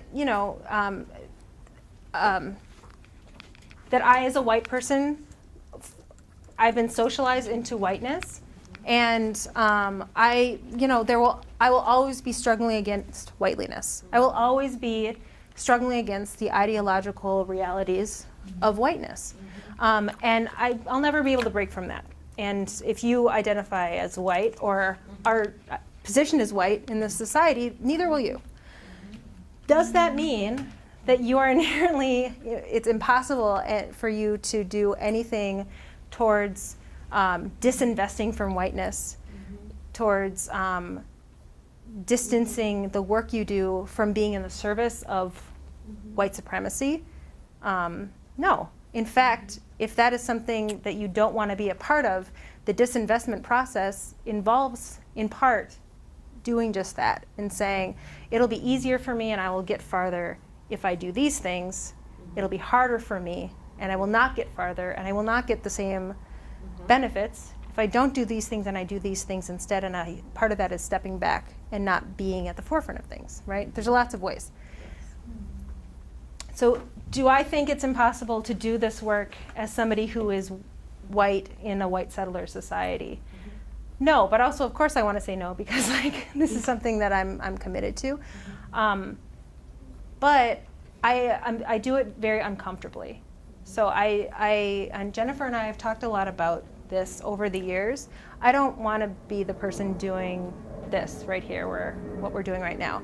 I think that my job is to work with other white people, young white teachers, white practicing teachers, to do the work of disinvesting from whiteliness and white ideological commitments. And to try to break schools from that perspective because most teachers are white teachers. I'm not going to speak for where you're standing on all of this.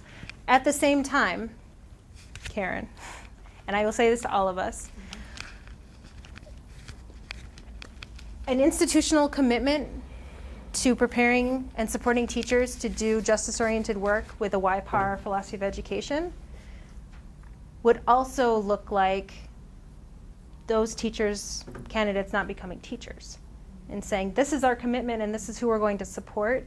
And there are definitely moves towards Like the disinvestment from whiteness is a long road, but it cannot be done at the expense of already harmed youth of color in schools that are designed to push them out and harm them in different ways. And so that's the answer that I don't think any of us, I won't say any of us, I don't think a lot of us in teacher education want to hear. But the truth is, if we only conferred licenses on new teachers who did YPAR philosophy of education, right? We would have very few teachers coming into our schools. And if schools only tenured teachers who over their induction years showed an ongoing commitment to and moves towards doing this work, we would have a clear shortage of teachers across the board, and maybe then our institutions would be more interested in doing intentional recruitment and sustaining of teacher candidates who are racialized as teachers of color, multilingual, and committed to these things. That's where I stand on that. We don't, this is the system we're in. So that's something that all of you have to think about and figure out, what does it mean and what is your actual position in your institutions. Because the other thing is, some of the people in this room have a lot of power in their institutions, or are connected to people with a lot of power in their institutions. And institutions are part of systems, and systems are constructed by policies but are connected by people. So we could all talk about that for a really long time, and maybe we should.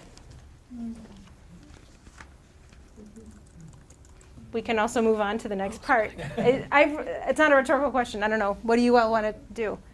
The next thing we were going to do, we were totally out of time. We were going to do, this is what you just asked about. So YPAR isn't for everybody's philosophy of education, but it is and could be for some, and should be made available to them and clearly supported. So we name these other philosophies of education. What does it mean to name this and support it through those other mechanisms?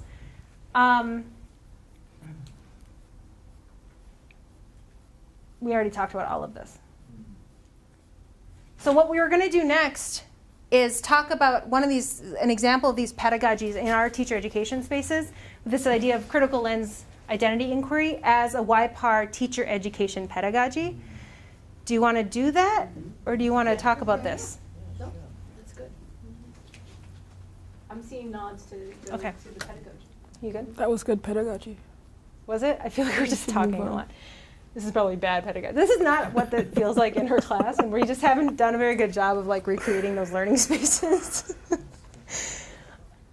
I'm sorry about that. You didn't say this would be an YPAR. Well, we should figure out how to do that better. Okay, so one of these pedagogies that we learn to teach through and then engage teaching with is identity text work. So identity text. So this is what Wallerstein and Auerbach talk about for identity text, and this is the way we reframe it in our classes, and the way we need to reframe it as a teacher education pedagogy as well. Identity texts are not reflective essays. They're not just thinking about myself and talking about myself. Identity texts are about positionality, and identity texts are about historicities, and identity texts are about desires and tracing lineages. So identity texts ask, who am I? Why am I here? Where am I going? How do I get there? What obstacles are in my way? How can I transcend these obstacles? How have I learned to transcend before? Who travels with me? Who are my people? Who are my ancestors? With whom am I tracing my lineage? I added these. They don't talk about these last two. But this is the work we do. And to do this work as a teacher, we also need to learn to be teachers in ways that think in these ways, right? This is one of the core components. So we use the social justice youth development framework as a central part of our teaching as well. And a social justice youth development framework, that's Julio Camarón and Sean Ginwright. They talk about transformation across three spaces: personal transformation, collective transformation, and transformation connected to global social change. So we have to, if we're doing identity inquiry work connected to YPAR and that developing that critical lens, then we need to be asking this in terms of we. And then thinking very critically about who is my we, who is available as a we in this space, and who is not here, who is overrepresented, who is underrepresented, who is not represented, right? So we're going to do an example of this together. This is something that we can do with our teacher educators and then talk about, so what would something like this look like as a practice and pedagogy in your own classes, to do identity text across STEM and the arts and the humanities. So we're going to do this together. We have until 6:30, is that right? Or 6:40. Can we have 6:40? So we're going to do this very quickly because I want to walk you through the pedagogy part. So, but we do want you to spend, we'll give you 5 minutes. That's not enough time. We would give you maybe 15 normally.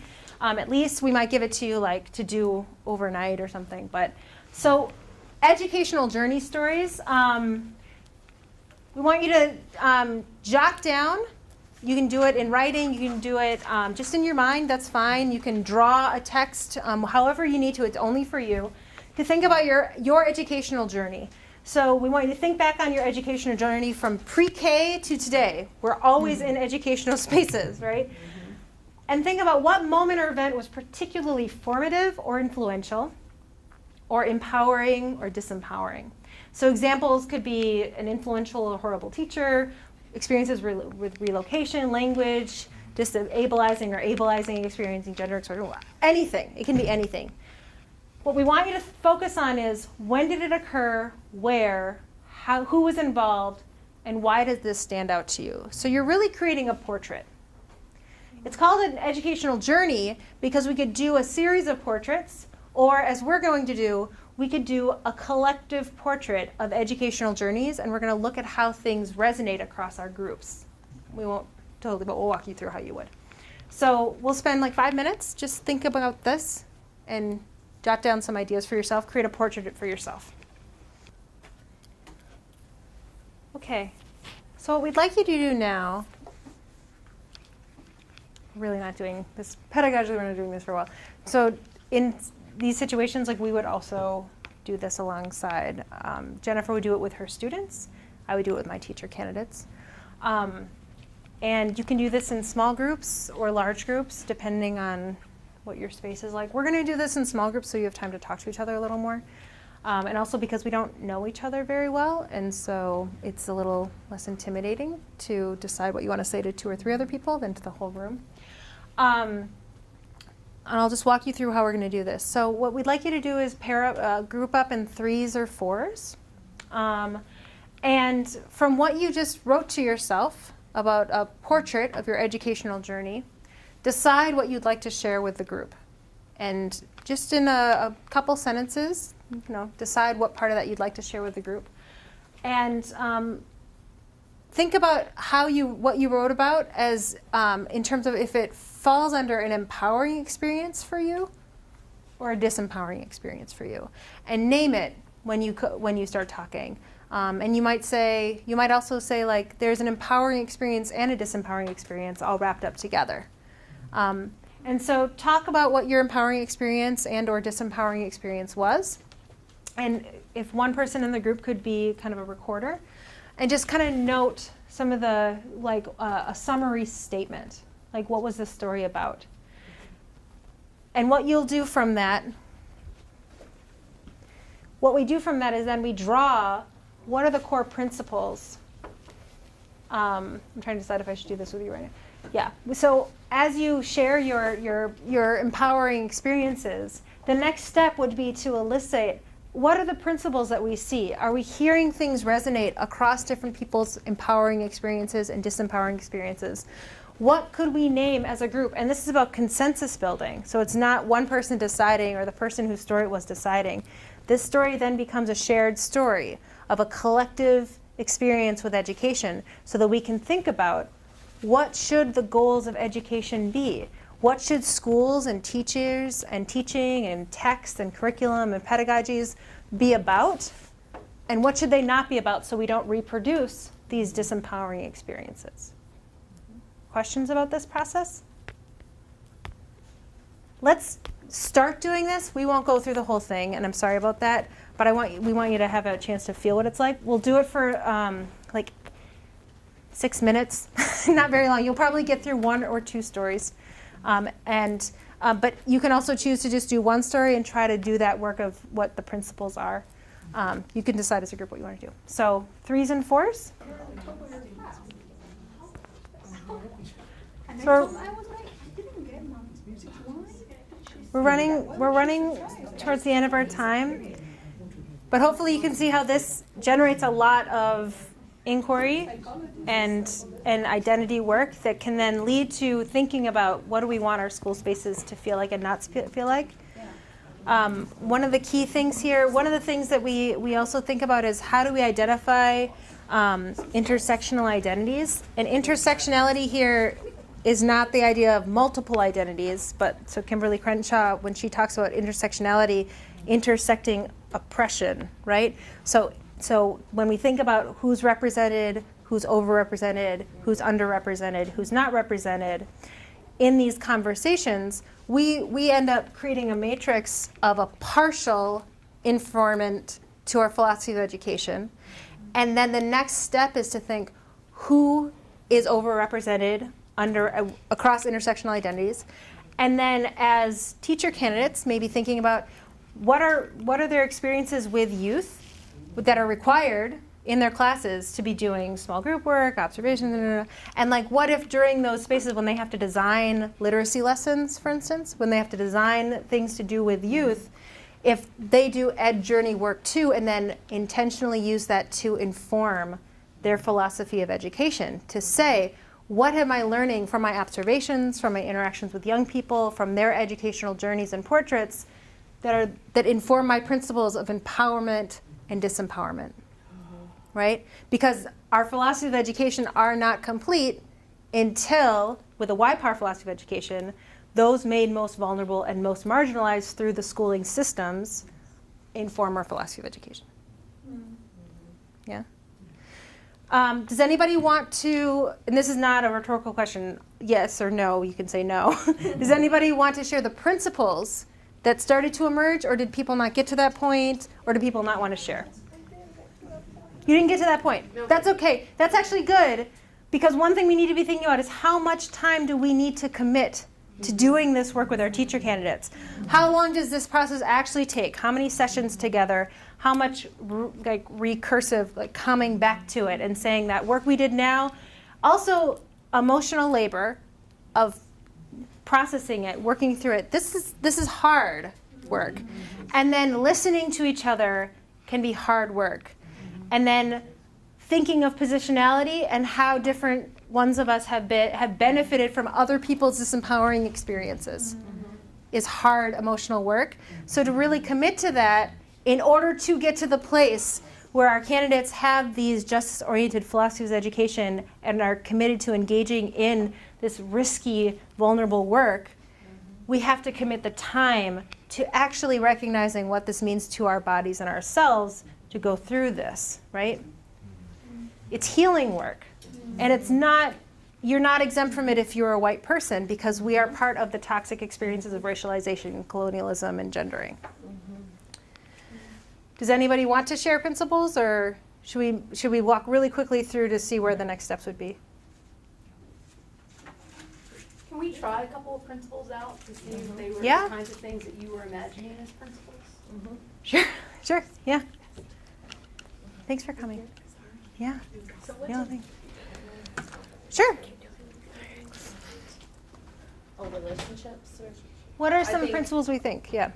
I think one of, looking at our different stories here, one of the principles that we seemed a common thread that went through several of them was relationships with either the teacher or student and teacher, I don't mean student teacher, student and teacher relationship, or other like school guidance counselor, et cetera, right? Like that seemed like a relationship was, that ran through and. Yeah, but one that was about supporting the student or seeing a spark of something special and nurturing it, right? So it Yes, was yeah. nurturing and being a role model and relationships of that nature.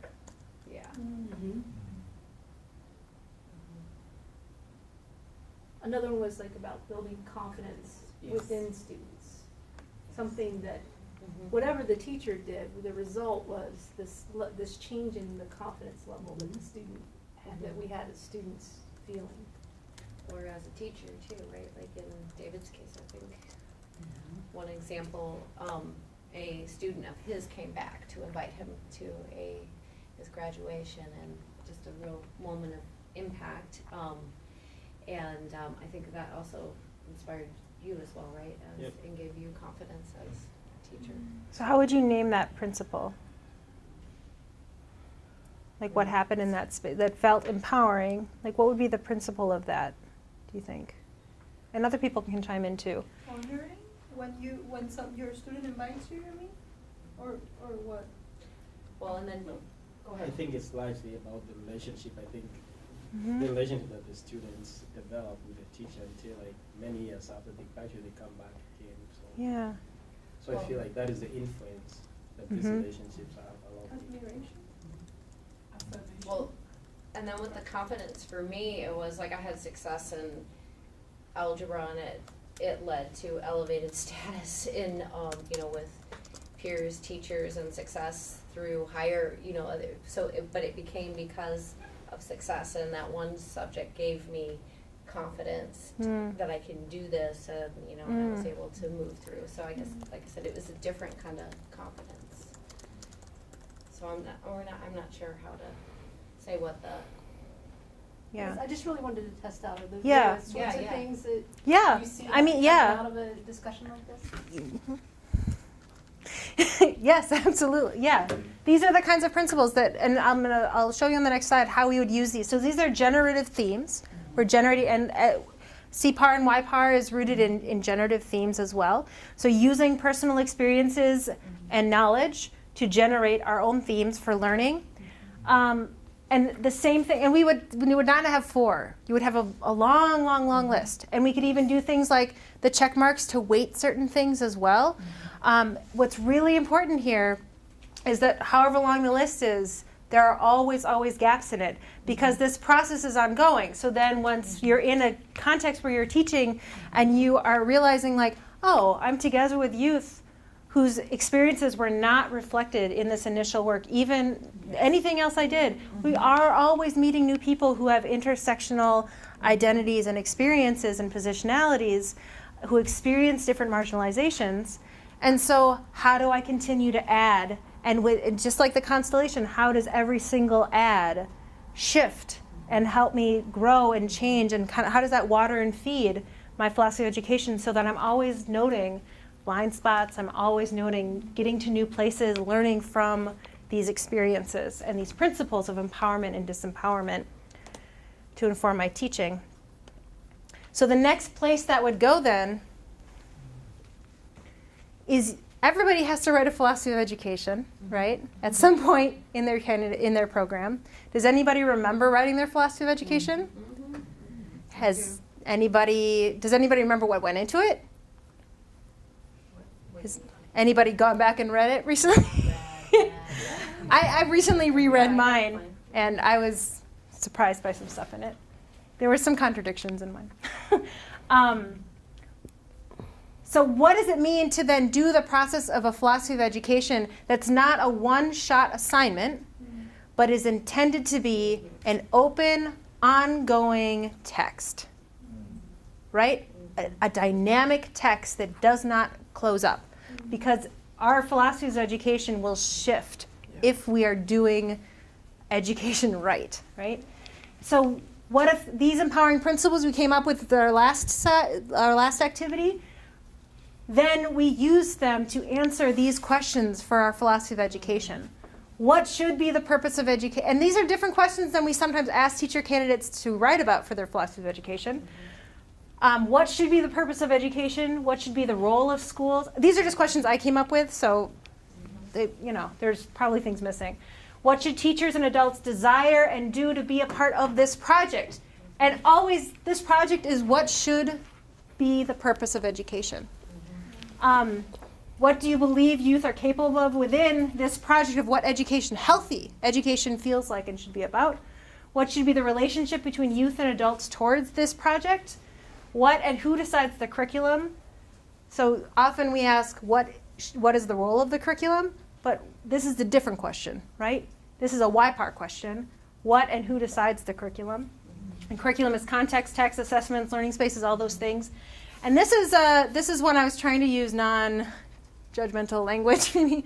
But what do community, authority, relationship, communication, voice, physical space, interaction, decision-making, determination, accountability, all of these pieces, when we think of the classroom learning space or the learning space outside of the classroom and back and forth, what these things ask of these aims, the purpose of education, driven by our principles of empowerment and disempowerment, informed by those most marginalized and made vulnerable by our school systems, and our experiences being socialized through those systems.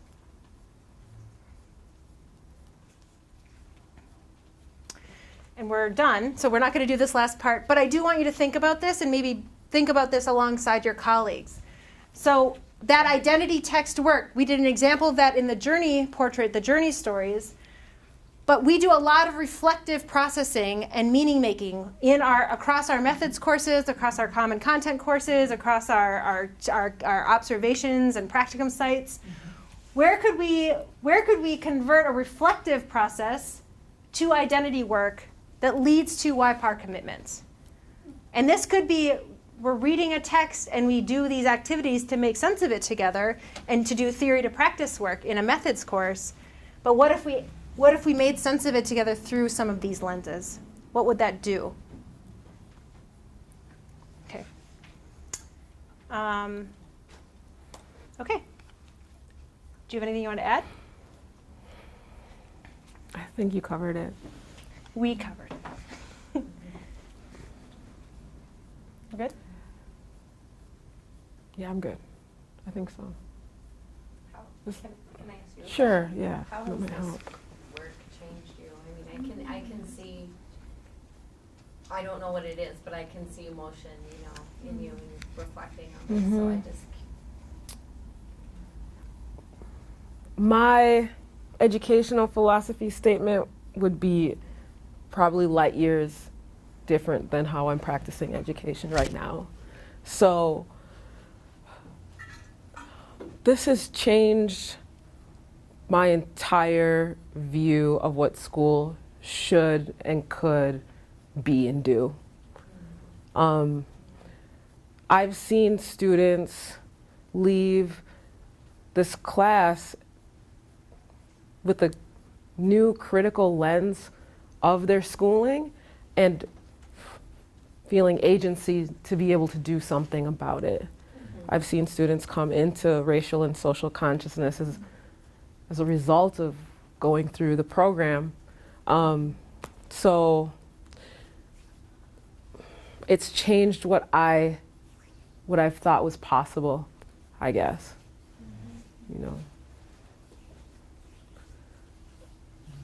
And what I'm committed to and what I think that school should be, especially for students of color.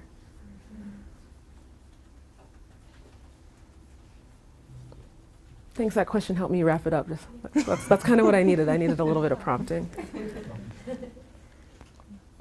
Okay, thank you, everybody. We're happy to do more stuff with you all. Thank you for coming. We like to end these sessions with just a little bit of debriefing for ourselves about being in a space of learning as teacher educators, and to reflect a little bit on, there are those usual questions of what are you taking away from tonight? What's the nugget or the new idea? What will you use tomorrow morning in your classroom? But in the spirit of thinking pedagogically, could you reflect and then consider if you would share with the group tonight how you're thinking about what you heard tonight as a pedagogy of teacher education, right? There was so much richness about epistemology and process and examples But if you were to wrap this back into your own way of thinking about what teaching teacher candidates means, what is it? What is it that you do?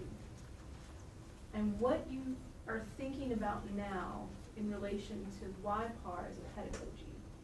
And just do a little open verbalizing about how you're thinking about this as a pedagogy. Whether or not you're gonna use anything, right? I'm not implementing here. But just what does this mean as a pedagogy for you as you think about what teacher educators do in their teaching work with teacher candidates? I'll give you a minute to think.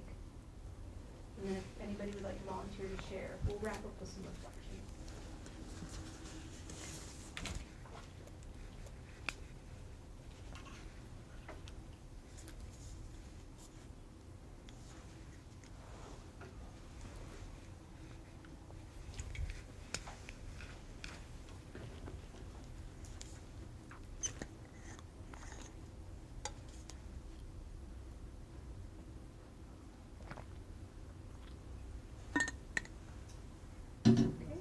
Koswa is going to start us off. Okay, so I like the thinking that we need it, and thank you so much, the two of you, for your session. I'll start there.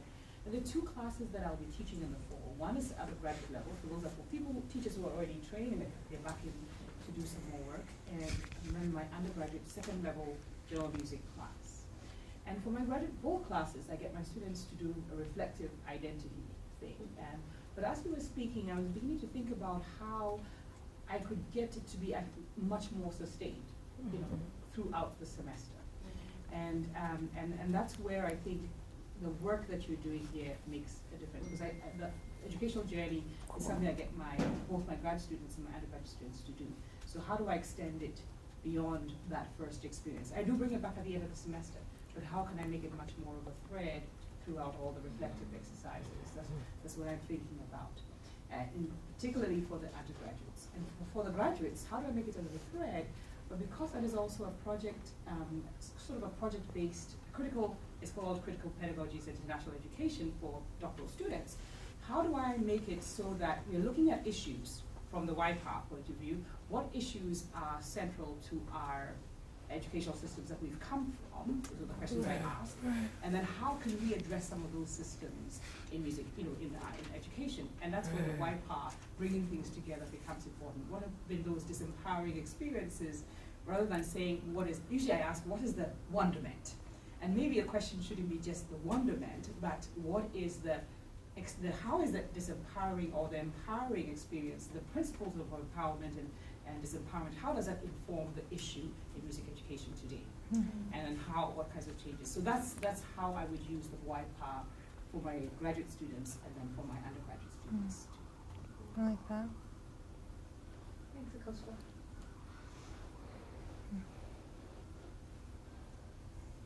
Anyone else?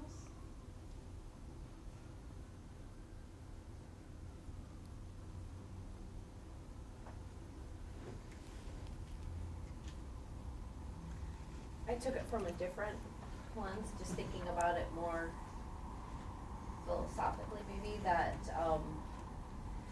just reminding me or reminiscent of some of those philosophies that knowledge is constructed with others or in conjunction with others. But it's even different than just, you hear those catchphrases or slogans that, oh, you're the guide on the side, the facilitator. It's just deeper, and I don't have words for that right now, but it's just deeper than that. But it is, but it is that relationship of being with, I think, and in conjunction with each other, right, in these spaces.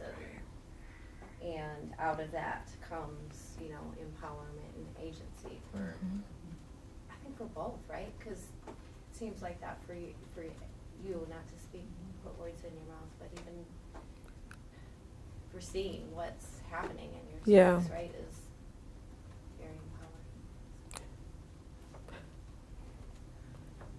I was definitely empowered through the identity work that I did at the U. And Jen and I talk often about how doing that, those self-studies about my own racialized experience started to inform the way I started teaching. I don't think without that, I mean, I probably would have gotten here, but maybe not as quickly. But that definitely formed that's what started to inform my philosophy about where do we start and where do we want to go. And we have to start with who am I? So yeah. Anyone else here? So I was thinking about, similar a little bit to what you were saying about trying to have more sustained identity building work woven throughout my work in the methods class. But also back to Karen, we were saying earlier about having an institutional commitment to help support this work and what would be possible in my class of secondary math teachers when there's a lot of institutional forces from the U or from other places that keep people out or keep people from applying. Yeah. Right? We admit most people, but we don't get that many applications.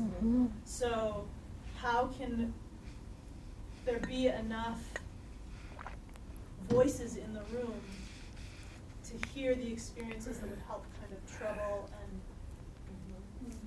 force everybody in the room to reflect in a deeper way when I can't get them in the room yet. And how, so I was just thinking about how those institutional things can play out and where I sit in my role as, you know, new faculty in a small place in the university.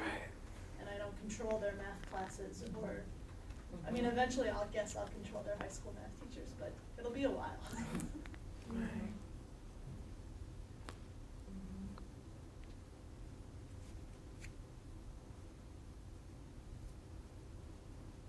Thanks, Erin. Anyone else?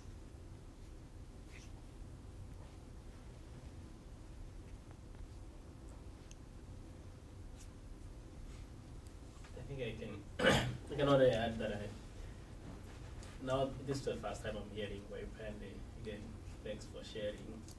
To me, it seems to me like it's a means to achieving something in class. Like, for example, when I'm talking as a means, is I'm thinking of like students of color. Most of the times, like we as teachers, when we go to class, we sometimes tell them about ourselves, but we never get a chance to learn about them. And I'm thinking like, now Waipende will be a good opportunity for us teachers to learn about the students. And then by learning about them and telling you about who you are, you can create that relationship. Right. Yeah. Yeah, would you agree with that? Yeah, I would definitely agree with that. That's been my experience as well. Because doing this identity work, like, you all kind of felt that just that small activity, just that 10 minutes, like Jenna said, it's heavy, it's laborious, that's a lot of work to do. We do it with kids that are 14 to 18 years old, and it's even heavier at that age, it's even harder. And there's a lot of resistance. This isn't something that I say, all right, talk about some disempowering educational experiences, and they're all like, it's not like that. There's a lot of pushback. So one of the ways that I found, especially with the identity work, is, all right, I'm gonna be vulnerable right now. I'm gonna tell you my story. I'm gonna tell you, how I grew up, what events really impacted, what violence I have experienced, and after I do that, little by little, they start to feel that connection, that relationship, and they start to feel safer and safer. And you know what, some kids, they might never get to the point where they feel safe, and I don't push that, but it is something that when I found when I put myself in that position, that it starts to happen organically. And I think that would translate to teacher candidates, right? They've been moving into his new teacher educator role and doing this sort of pull out space, creating space and opportunity to do that with teacher candidates. knowing that you're gonna face some resistance, right? Because Karen's already testified to that. Yeah, That there's that'll be there. Yeah, right? yeah. And structures, and so this has also got me thinking, because since I am chair of the department too, I have some power in pushing back against, like, or causing faculty reflect on some of the structures that we have built up, and what, you know, and even I know this work, so in my instance, what I see is missing is we don't have that, like you guys are talking about, that sustain. I think we have pockets of teachers or faculty are trying to do this with students in their classes, but nothing that gets built, it's sustained, you know, it needs time, this work. And we are a program that prides ourselves on our field experience, and so during even starting their junior year, during a regular semester, candidates are only in class 10 times, so it's 10, like for my class, 10 3-hour sessions, so how, and teaching math methods, et cetera, right? Like all of that, it's not enough time, and then they go out into a field experience, and so it's, and that makes us think that we have to think about what's important, and field is important. We also have a year-long student teaching on top of that. They have 600 hours before they have student teaching, so they have a lot of fields. So, but I have to think about that. Is that field really that beneficial, or is getting to unpack their, you know, finding out who they are and stuff is, I don't know, but. Well, and what does it look like for the faculty to come together and say, this is how we're going to weave this in, so it's always constantly a part of everything? Yes. Right? So you're not trading in Yeah. field experiences for doing identity work, but you're also not doing harm in field experiences by entering into them without having Yeah. been already doing some of this identity work, and then shifting the ways you're doing your identity work through the field experiences. Yes. Yeah. Some of the push that I come at it, my lens a little bit, is just because some of the field experiences undo what is learned in the methods courses as well. So that's why I come at it saying, do we have too much, or? And that's why the critical lens Yeah. on the inquiry is important, the identity Yes. inquiry, because the critical lens is not about self-critique. No. It is about developing a lens to recognize our positionality and the positionality of our best practices, our instructional choices, our classroom management designs, which often are classroom management, body management, and our curriculum and context that teacher candidates are coming into interaction with. How do they view that through a lens that's informed by colonial schooling structures, white supremacist and Eurocentric designs for school spaces, things like that, right? And so, and what would that do to that undoing, right?